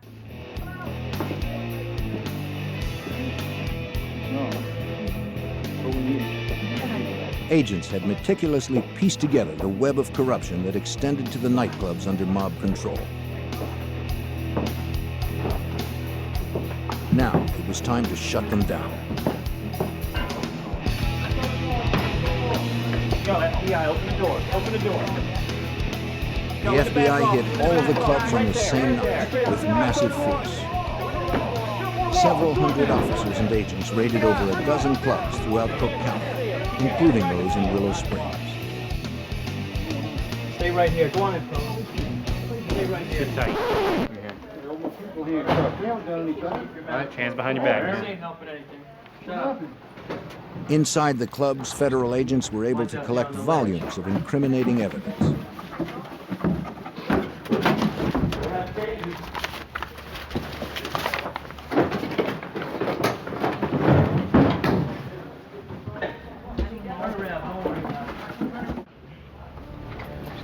"55 people were indicted, including club owner Joseph Marin, Tony Spilatro, and his brother Victor. They were prosecuted in both the state and federal courts for extortion, prostitution, bribery, and racketeering. Several deputies from the Cook County Sheriff's Department and officers from the Willow Springs Police Department were also indicted and convicted for protecting these businesses. After 3 years of undercover work, the sting operation was now officially closed. What's your friend's name? For undercover Special Agent Larry Damron, it was finally time to leave the role of Larry Wright. I would say the finish was elation and disappointment at the same time. Disappointment that there were so many opportunities out there to identify other criminal activity. We knew that it was a good job, that we had gathered tremendous amounts of evidence, and that we had a real insight into some of the criminal activity that was taking place that we hadn't had before. Alan Masters. Local authorities, the FBI, and prosecutors could now focus exclusively on the Diane Masters murder investigation. She said he hit her. They continued questioning her friends and associates, including the man with whom she was allegedly having an affair. There were other things that happened. Economics professor Jim Koselniak. He confirmed that he and Diane had a relationship. He also claimed that Masters had abused Diane physically, mentally, and emotionally. She lived in fear of her husband. Diane had told him she planned to file for divorce. Koselniak also had reason to fear Alan Masters. One night, Koselniak and Diane had met for drinks at a local bar. He recalled that Diane called home to check on her daughter. Instead of getting the babysitter on the phone, Alan unexpectedly answered. Alan? He suspected she was with her lover. I didn't know you were He was in trouble. irate and began to I threaten was her. calling to check on Andra. He vowed to destroy her.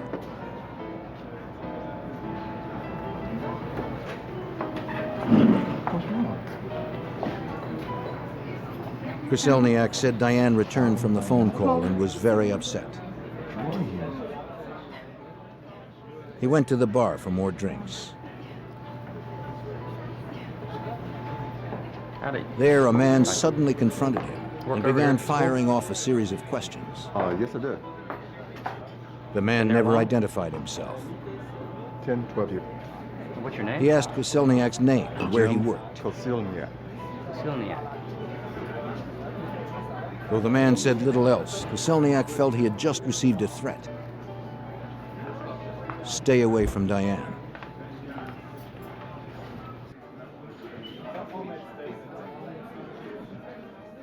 And Koselniak would later recognize the man as Lieutenant James Keating. He said that on the night of Diane's disappearance, she had called him and warned him not to meet her for drinks. So this was an unusual move on her part. They usually got together after her college board meetings. What was the tone of voice? Lately, she had been troubled by Alan's behavior. That they were going to another restaurant. Koselniak took her advice and canceled their plans. Met at the same place. He never saw Diane again. The meeting is always straight to RDG. As a matter of fact, they're on the way now. Agent Harris and Detective Reed continued to develop witnesses. Hey, let you come by. They discovered that Masters had hired a private investigator to keep tabs on Diane. That his wife Diane.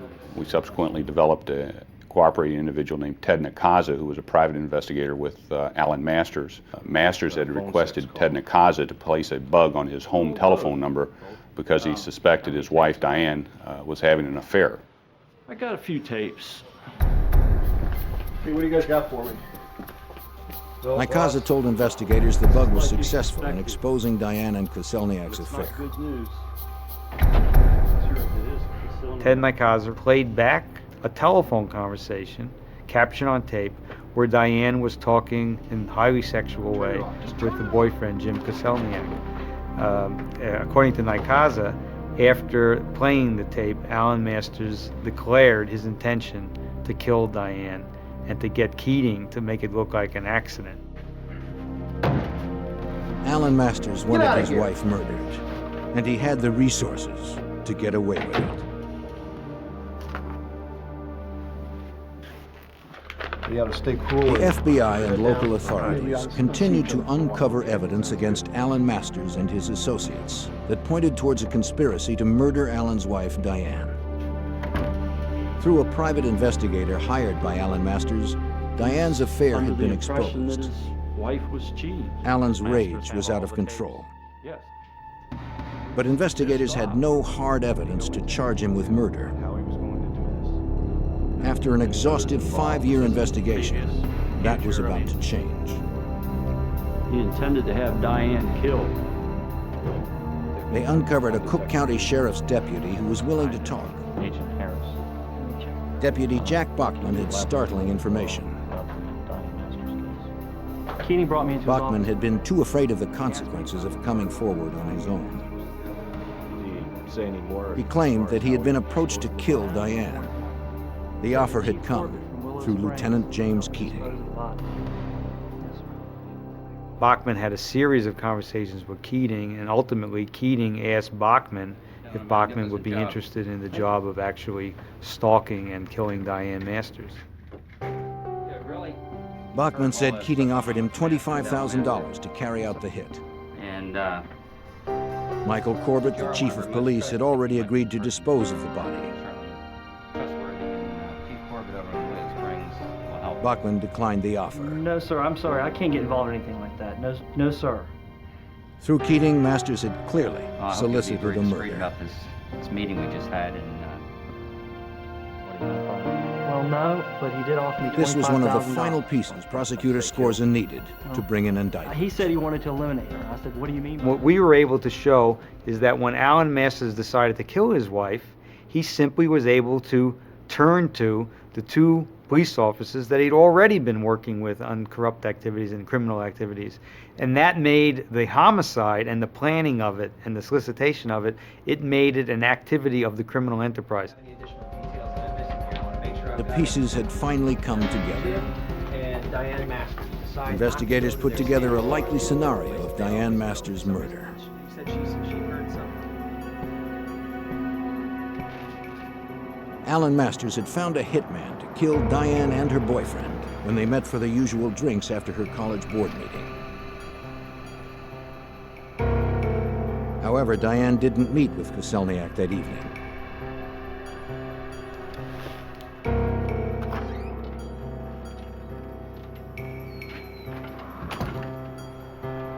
You're home late tonight. Meeting ran late. Furious, Masters took matters into his own hands. Alan Masters was at home babysitting their young daughter. He was setting up his alibi by making long-distance calls all night to prove that he was home. He never expected his wife to walk in the door. She did. She began the process of getting undressed, and he hit her with a blunt instrument, 2 blows to the head. Masters then called Chief Corbett, who came with an unknown accomplice to dispose of the body. They dumped Diane's body in the trunk of her Cadillac. Corbett then drove away with the accomplice following him. Masters remained at home with his daughter.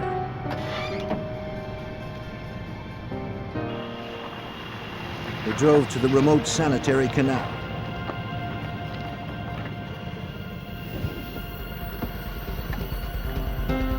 Diane's watch was reset to throw investigators off the trail should her body ever be found. They then fired 2 shots into her head. They wanted it to look like a mob hit. They also reset the dashboard clock to 1:50.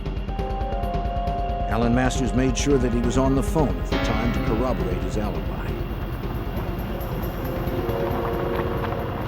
Corbett and the accomplice dumped the Cadillac into the canal.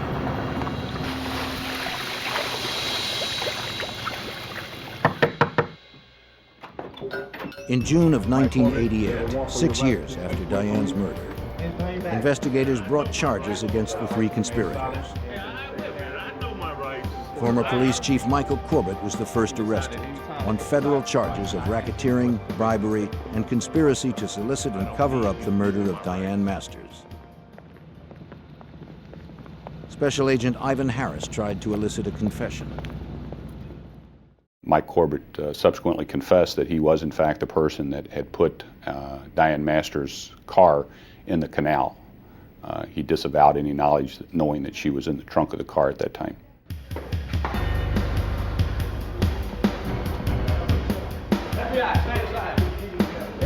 Cook County Lieutenant James Keating was arrested next on the same federal charges. He too denied involvement in Diane's murder.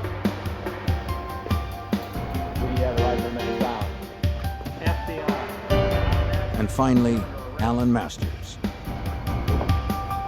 In addition to racketeering and bribery, the indictment against Alan Masters charged that he planned, solicited, and aided and abetted the murder of his wife. If you wish one. Prosecutors would not have enough hard evidence to charge any of the conspirators with the actual murder of Diane. Prosecutor Tom Scorza was able to successfully tie all of their criminal activities together for the jury. Masters was convicted on all counts. Collecting the $100,000 insurance money after having his wife murdered also made him guilty of mail fraud. He received a total of 40 years, effectively to the end of his life. Former Chief Michael Corbett received 20 years. James Keating was convicted and sentenced to over 30 years. The Masters case was special in my experience because there was no one single piece of evidence proving guilt. What there were 1,000 little pieces that made a mosaic. That was made the case intriguing. It made it very difficult to present. It made it a challenge to present to the jury, but it made a terrific story because in the end the jury could see how one little piece from over here and one little piece from over there made a picture, and the picture was a plot among three fellows who had been involved in a lot of criminal activity to do their ultimate criminal act, murder Diane Masters. Watch yourself. The undercover investigation that Agent Damron oversaw, and the work of several other FBI agents, exposed a deeply rooted corruption throughout Cook County and brought it to its ultimate demise. By weeding out these pockets of corruption, the people living in the suburbs of Chicago no longer have to live with the lawlessness that threatened to destroy their community.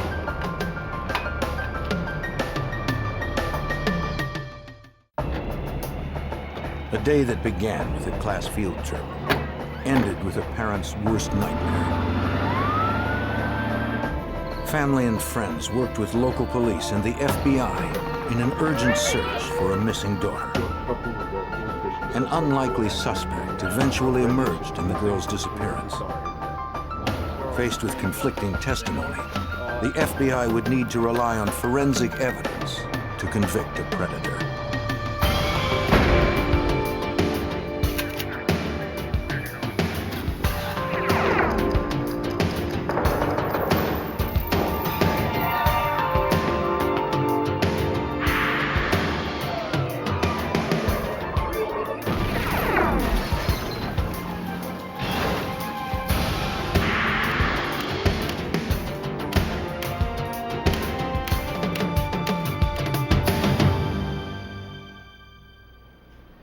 The parents of 11-year-old Brittany Martinez knew their daughter was no runaway.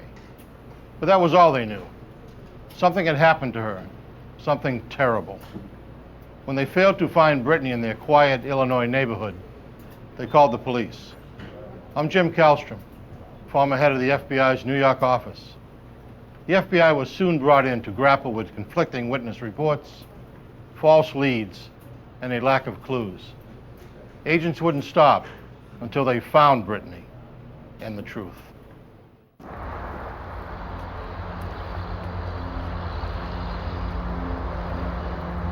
Chicago, Illinois, and its surrounding suburbs are home to roughly 10 million residents of various backgrounds and income. People settled here to take advantage of Chicago's economic and cultural opportunities. Families from Chicago's nearby suburb of Elgin were no exception. At about 5 p.m. on May 8, 1997, Wendy Howlett returned to Elgin with her 5-year-old son and her 11-year-old daughter, Brittany Martinez, after enjoying the day at Chicago's Shed Aquarium. The mother of two had chaperoned her daughter's 5th grade class on a field trip to the famous institution. She was just all excited about her field trip to the Shed Aquarium. And I had 5 of her girlfriends with me. They had a great time. They liked the sharks, the turtles. We had lunch outside, seen the boats, seen planes going by. Brittany just had a wonderful time. Brittany and her friends were eager to play outside on the first warm day of spring. The 5th grader was her mother's eldest from a previous marriage. While upstairs with her son, Wendy heard her daughter call up from the street. Brittany asked if she could go to a nearby park.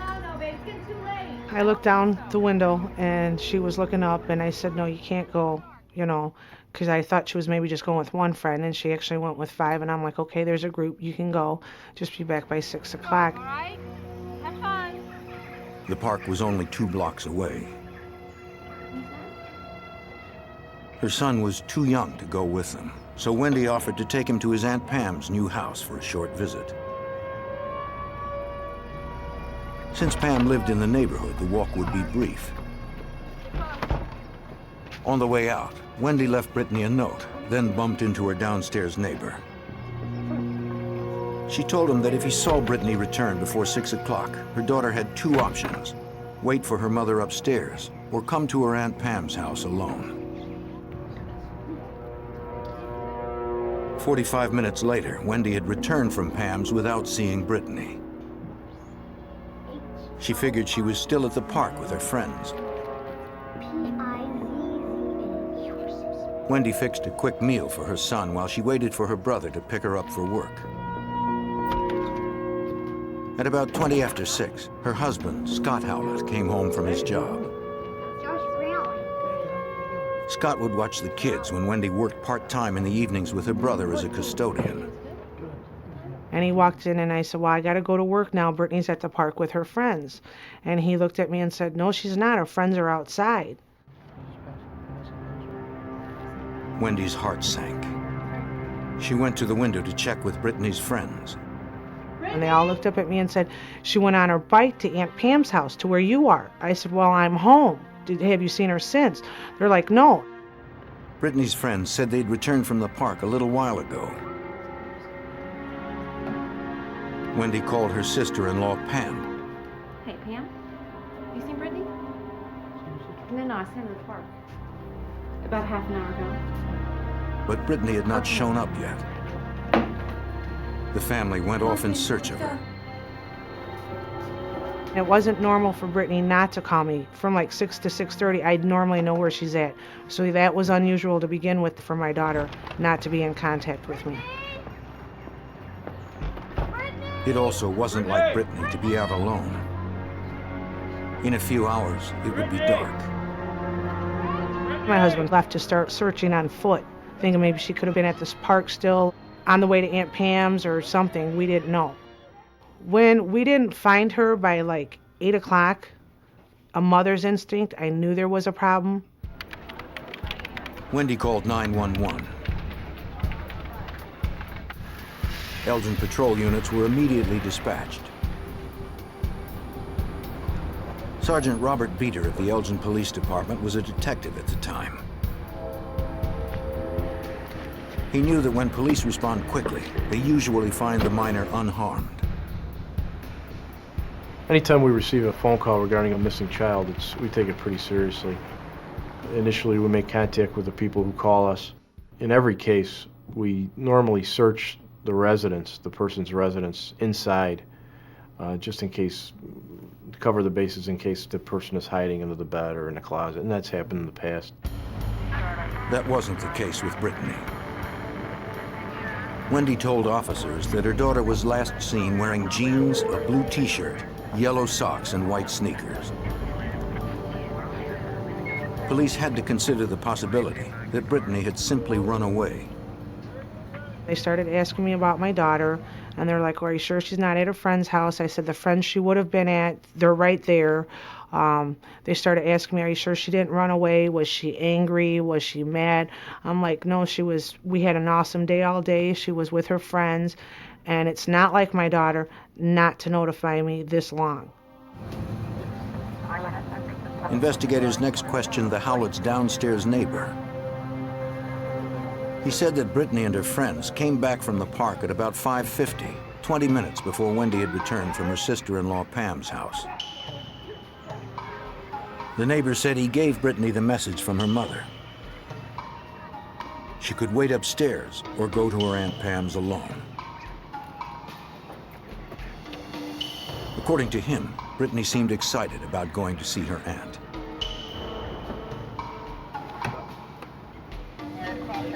Five minutes later, the 23-year-old neighbor said he was inside his apartment when he heard Brittany struggling to drag her bicycle up the basement stairs. He went out to give the 11-year-old a hand with her bike. Once they were on the street, Brittany thanked him and rode off toward her Aunt Pam's house. The neighbor never saw her after that.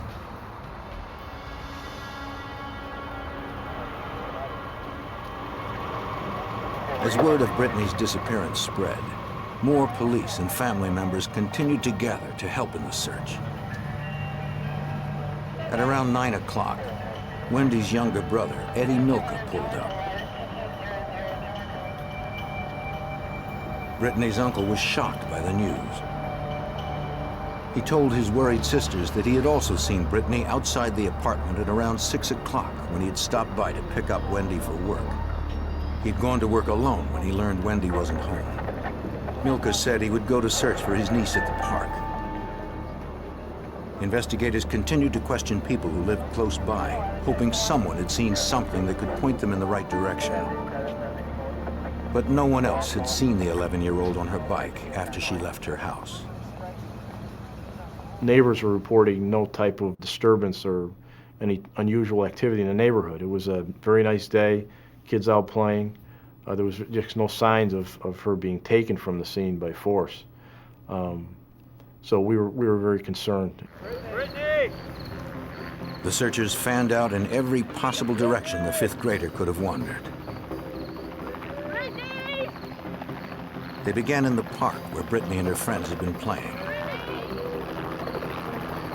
A helicopter joined overhead.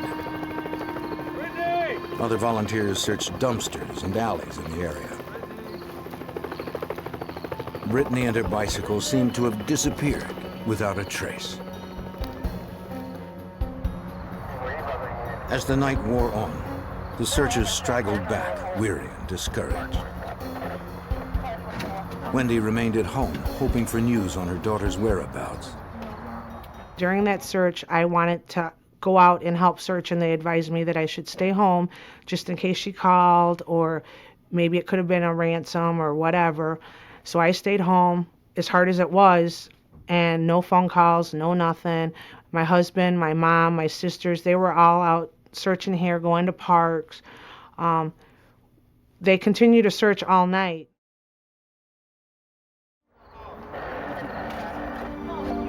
Wendy did her best to remain composed. But after 6 hours of fruitless searching, the mother was distraught. She was very upset, very emotional, very concerned, just at wit's end, just didn't know where to turn. We tried to reassure her that, we're doing everything we can. We're not going to give up on this. We're going to keep going and going and going until we find her. Once again, investigators turned their attention to the interior of the building for clues.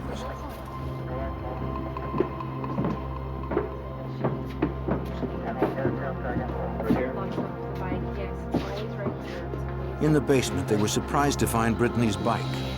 She always leave it here. The chain was unsecured. It wasn't like Brittany to leave it unlocked. So, you heard it? Or heard her bring The bike was Brittany's prized possession. The neighbor told police he never saw Brittany return after she rode off. So you hear her come down the steps normal. Investigators believe that the bike must have been returned before 6:20 when Scott Howlett, Brittany's stepfather, came home from work.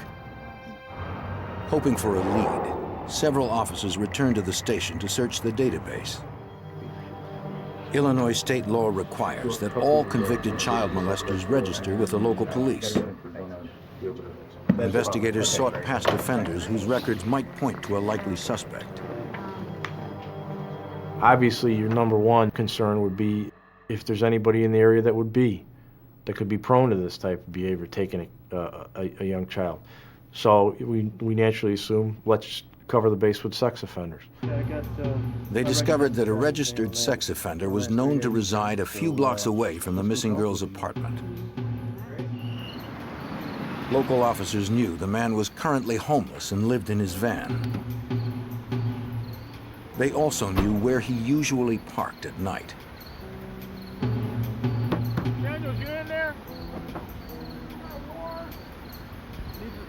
If the missing girl was inside, investigators didn't want to provoke him to do anything desperate.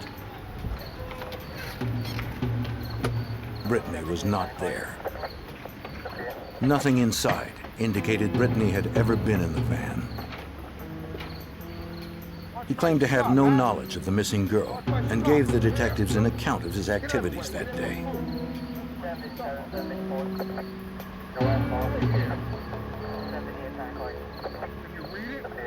His alibi checked out. No, thank you. Have a nice night. Officers re-interviewed family and friends in the slim hope that they might offer something new that could help. Wendy's parents, Brittany's maternal grandparents, lived a few miles away with their 20-year-old son, Eddie Milka. No one had seen Brittany since Eddie had at about 6 o'clock. The family believed Eddie was one of the last persons to see her. We wanted to find out further information that Brittany might have relayed to him, that she was going somewhere, or maybe he dropped her somewhere or something, anything that he might have been able to tell us. Eddie Milka appeared tired, but detectives wanted to get a more detailed statement while his memory was still fresh. When police asked him to provide one back at the station, the missing girl's uncle was offended. He blurted out, "Why do you guys think I took Brittany?" And we were kind of taken aback by that because it was an unusual statement.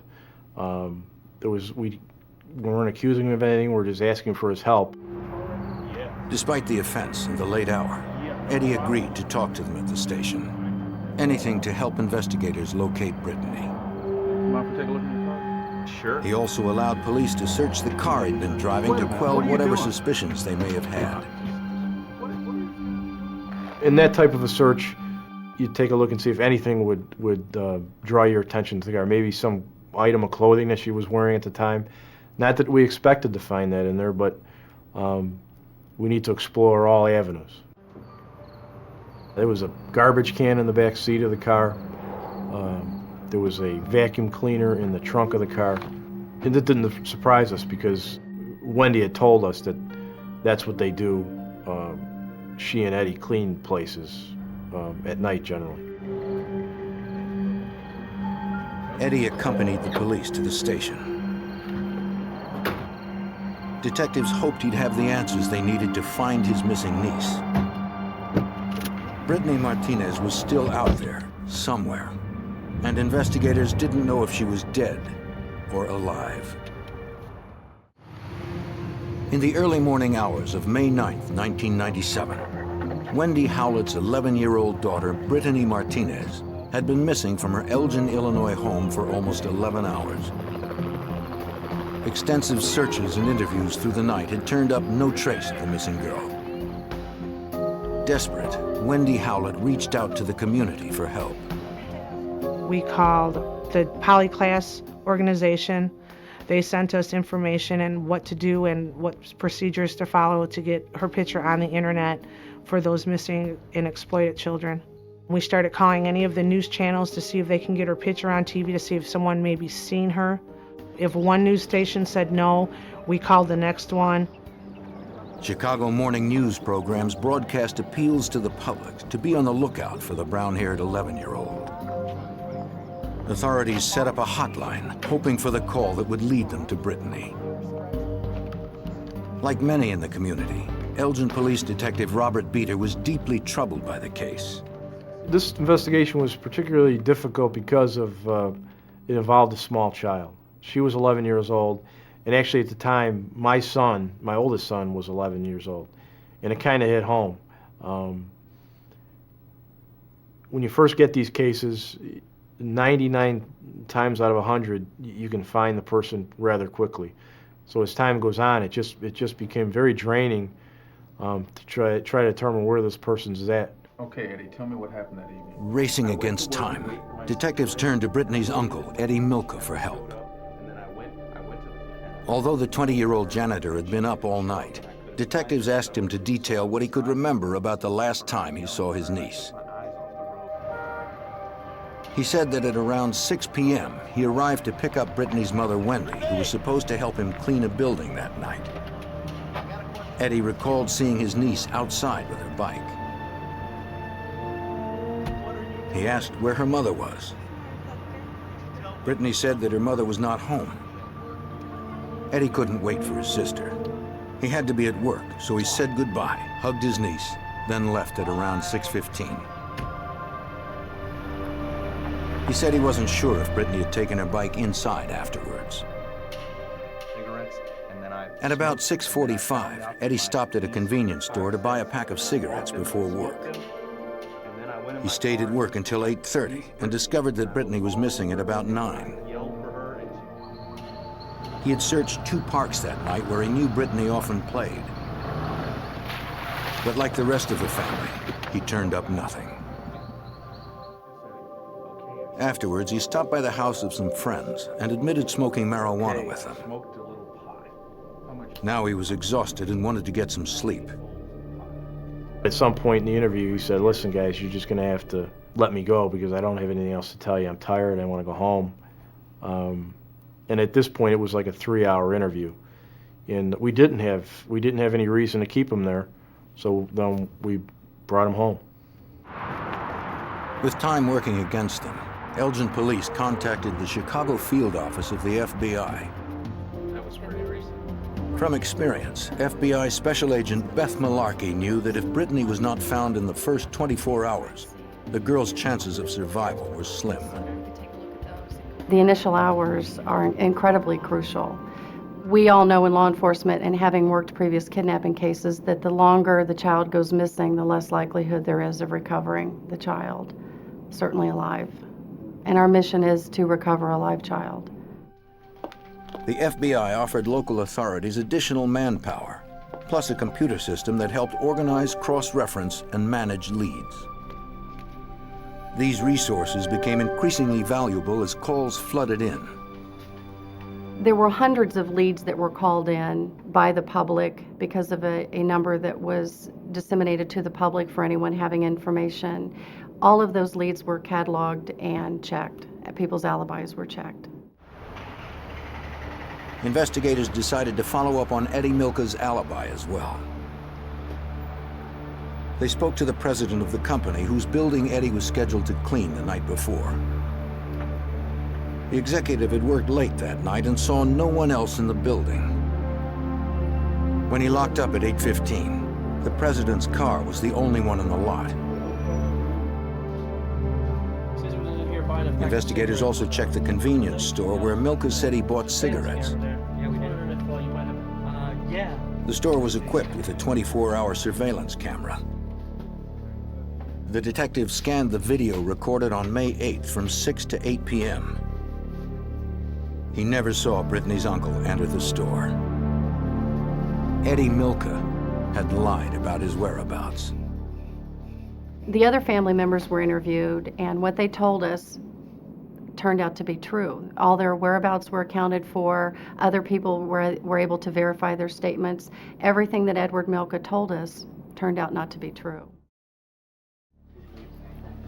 But the discovery that Milka had lied did not prove wrongdoing, nor did it put investigators any closer to finding the young girl. It had been almost 24 hours since Brittany was reported missing. Now, can I get a copy of Investigators continued to pursue all viable leads. By this time, we were just getting continuous telephone leads, the citizens calling in, community calling in, assisting us with possible information. Maybe they saw her somewhere. Witnesses reported seeing Brittany in many locations throughout the region, including a restaurant. The police dispatched officers to check each sighting. The public and investigators alike clung to hope that Brittany was still alive.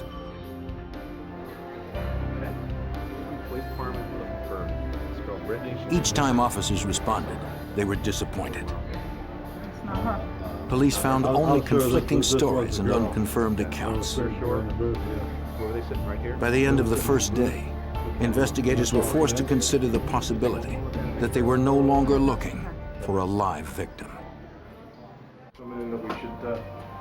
May 10th, 1997, marked the second day that Elgin, Illinois police and the FBI searched for missing 11-year-old Brittany Martinez. Since Brittany had now been missing for over 36 hours, the possibility that she had met a violent end became more likely. The last person to have seen her was her uncle, Eddie Milka. Elgin detective Robert Beater could not eliminate Milka as a suspect. Eddie Milka was always a question. It was always a question on his behavior. It was always a question on his statements that he told us. And all the other leads that we were getting in, they were quickly resolved. But no one had seen Milka talking to Brittany outside her home, as Milka himself had claimed. Thanks. Elgin police detective Brian Gorkowski realized that unless Brittany or her body was recovered, investigators had no physical evidence that she'd been harmed. We suspected that this was a kidnapping maybe at some point or a child abduction, but again, we had no tangible things to say, this is a murder. We had no body. We had no smoking gun, if you will. That was very difficult for me. On the morning of May 10th, Detective Gorkowski received a page from Brittany's mother, Wendy. She said that her brother, Eddie Milka, wanted to talk to police again. We wanted to re-interview Eddie Milka. We wanted him to come in and talk to us voluntarily, and if he did do that, we wanted as much information about his background, his past, as we could gather. So we were very pleased that she did give us this background. Wendy Howlett described Eddie as slow. He had attended a special high school for the learning disabled. As far as she knew, Eddie had few friends and no girlfriends. Investigators met with the 20-year-old in the police department's family interview room. Feeling all right? Okay, yes. They asked him what he wanted to tell them. The detectives were pleased by Eddie Milka's response. Milka told us he had lied. I mean, initially, right off the bat in the beginning of this conversation, and that he was now going to tell us the truth. Well, at that point, I got a little excited because I like when someone I'm going to interview tells me they lied. Because at that point, I know that we can get everything behind us. We can start getting the truth out. We can be open. There can be some honest dialogue between the two of us. He admitted that when he saw Brittany, he was under the influence of marijuana. But he maintained that he had left his niece in front of her apartment at about 6:15 when he drove off to work. Milka told detectives that when he pulled into work, he saw his boss's car and wanted to avoid him since he was high. He claimed that he didn't enter the office building until 8:15 when his boss left.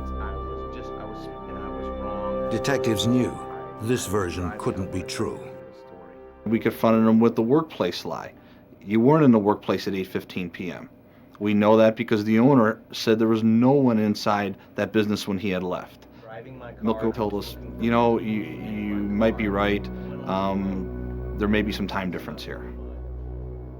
But Milka didn't elaborate. If he knew where Brittany was, he wasn't forthcoming.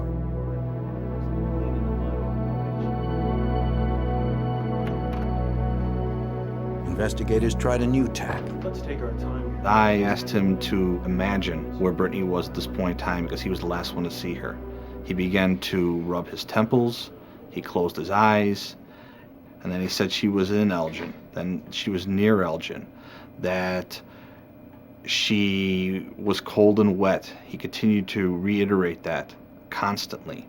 We asked if she was breathing. He said that she was not. We asked if she was bleeding. He told us no, she wasn't bleeding. Milka asked for a cigarette. I know she's dead. He started pacing and mumbling, then asked the detective to write down what he was about to say.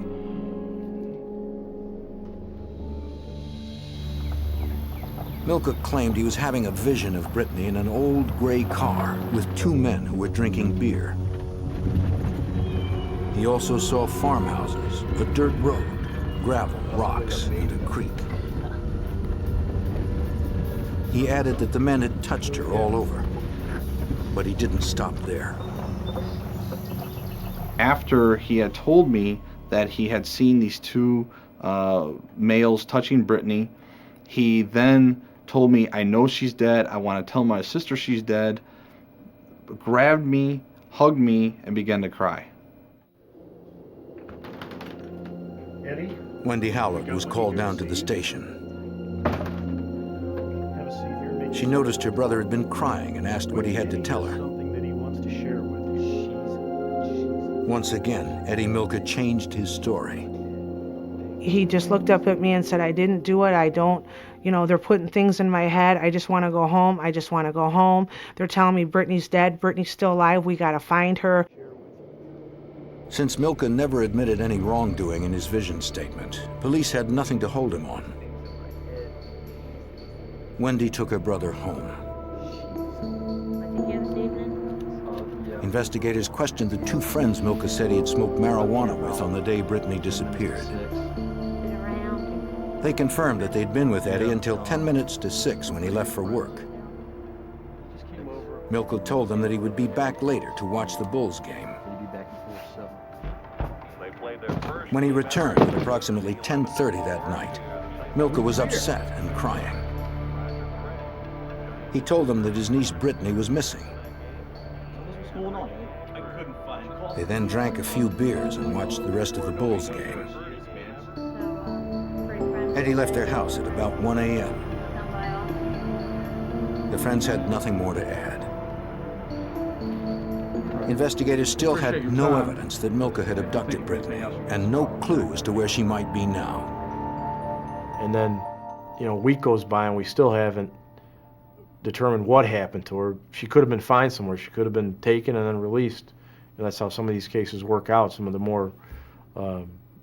more dangerous ones, the person takes them and then releases them a later time.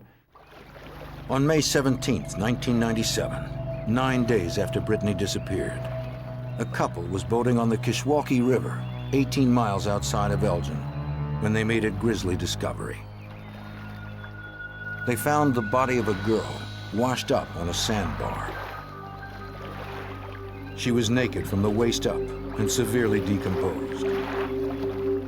The terrified couple made for shore and then ran to call the police.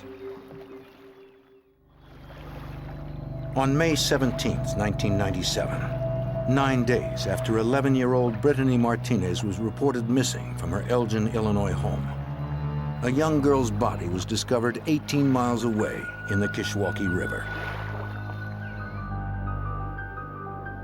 Lieutenant Gene Lowry of the McHenry County Sheriff's Department investigated. At the time, we weren't sure if it was Brittany Martinez or not. I knew from screening the missing cases that come through our jurisdiction at the Sheriff's Department, we didn't have any missing females that would be within that age range.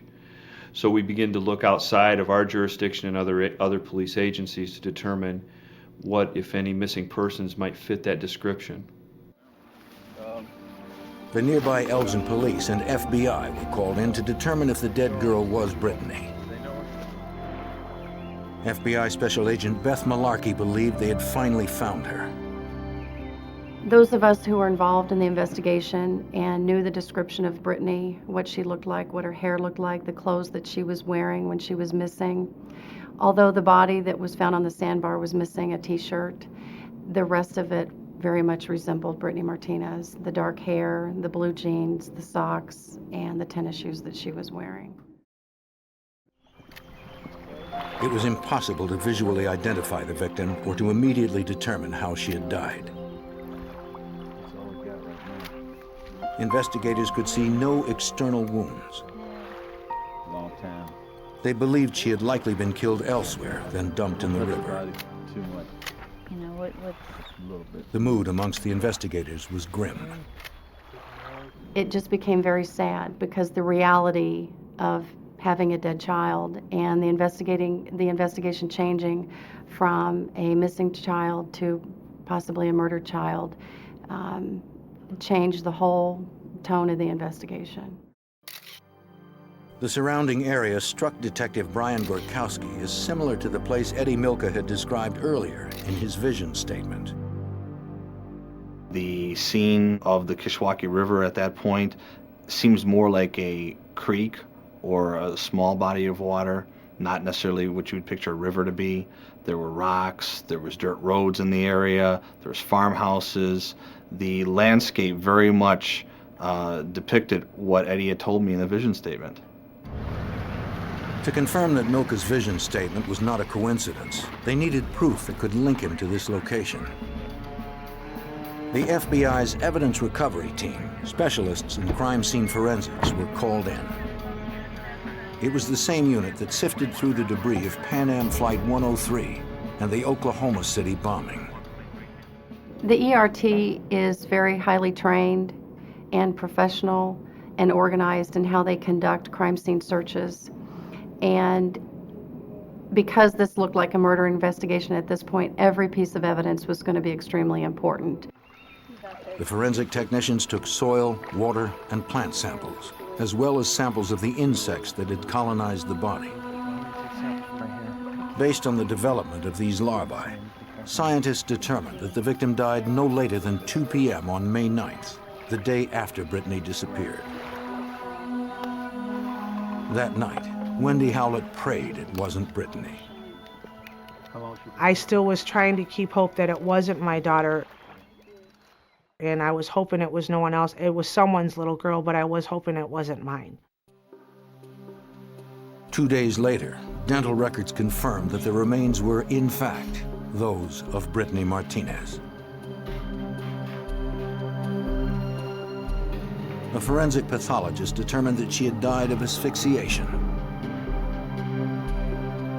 2 strips of tape were removed from her face and mouth. A large bruise with scalloped edges was found on her cheek. To investigators, it resembled a bite mark. The examiner noted that Brittany's jeans were only half zipped and her underwear was on inside out. He found 2 lacerations on the hymen.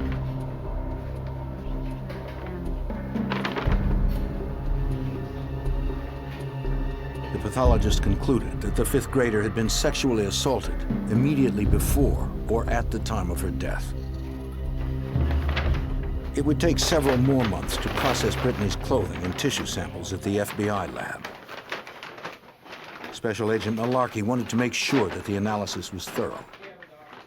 I have to say that I didn't sleep for several days after that because seeing her, seeing the state that she was in, and understanding the magnitude of what took place.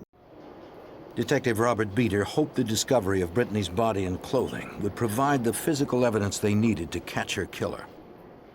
When it was final, at that point we could notify the families and really start digging our heels and focusing on some of the evidence we had already recovered. For the past 11 days, Wendy Howlett had nourished the hope that her child was still alive. Now, that hope was dashed. The Howletts' worst fears had come true.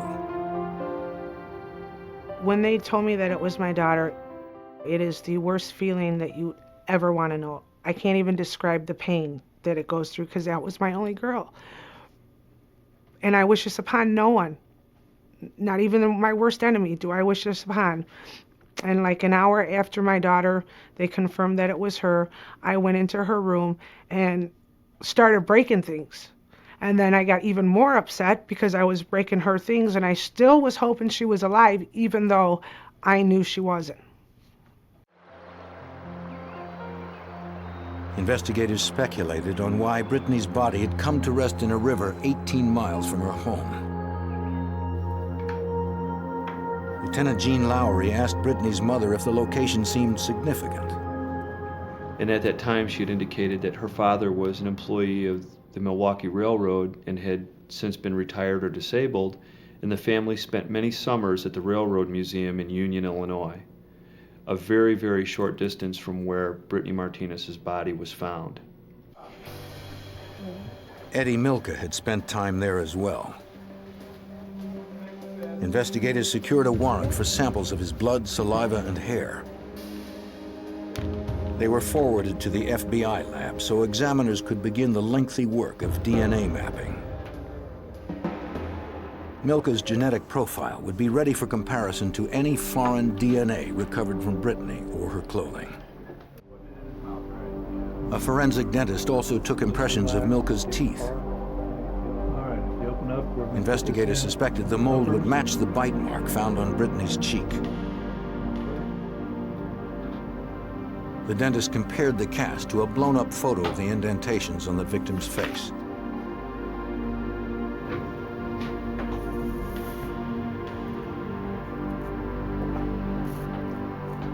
The two appeared to match. But due to advanced decomposition, the bite mark was distorted, so the dentist could not be absolutely certain Milka's teeth had made the mark. The results were inconclusive. Authorities still lacked the physical evidence needed to make an arrest.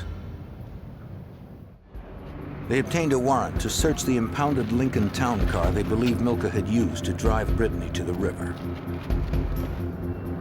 Soil samples collected from the wheel wells were found to be too common to prove where the car had been. Investigators hoped something on the inside would be more promising. Among the clutter in the back seat, agents found a paper cup from a fast food restaurant. Its lid was stained red with what appeared to be blood. The lid also held a partial palm print that matched Eddie Milka's. Brittany's fingerprint, along with her mother's, were found as well. Matted in the fibers of the backseat floor mat, they found more red stains. Agents secured samples of fibers from the floor mat and upholstery. More than 140 items were collected from the car and forwarded to the growing caseload at the FBI lab. Since the lab would take months to complete tests, Lieutenant Lowry asked Brittany's relatives to recall if anyone had been injured inside the car. Brittany's maternal grandmother, Milka, remembered that the 11-year-old had had a nosebleed in the car on the day of a family outing. Brittany's other grandmother said she was also there that day but did not recall the incident. The Milka family painted it as, yes, there was a bloody nose in the vehicle, and these circumstances occurred. The other side of the family painted a dramatically different picture, that there was absolutely no evidence of a bloody nose. Family members on the two sides were lining up against each other.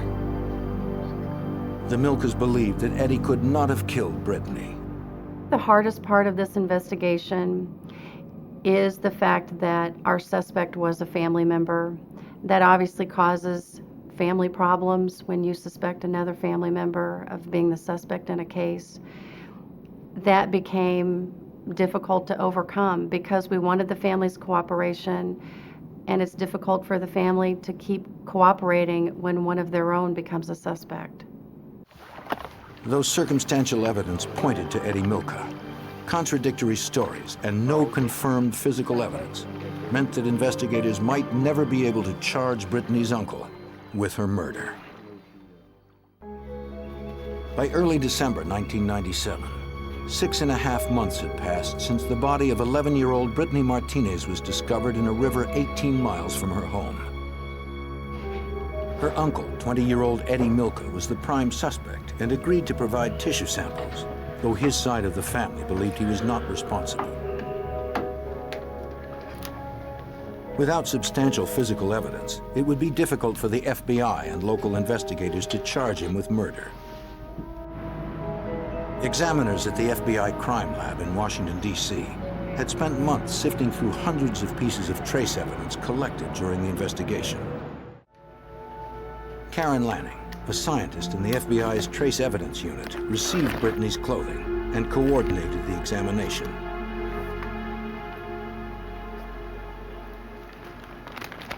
The evidence was processed in one of our scraping rooms, which is a room where we put the items of evidence. Victims and suspects are kept separately. Items from a scene are in a separate room so that we're not contaminating anything.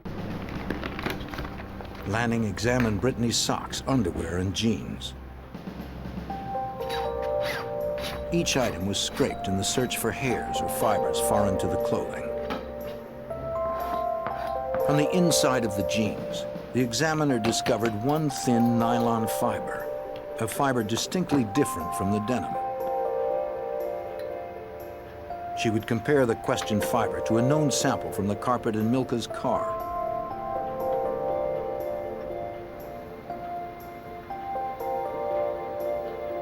The fibers matched.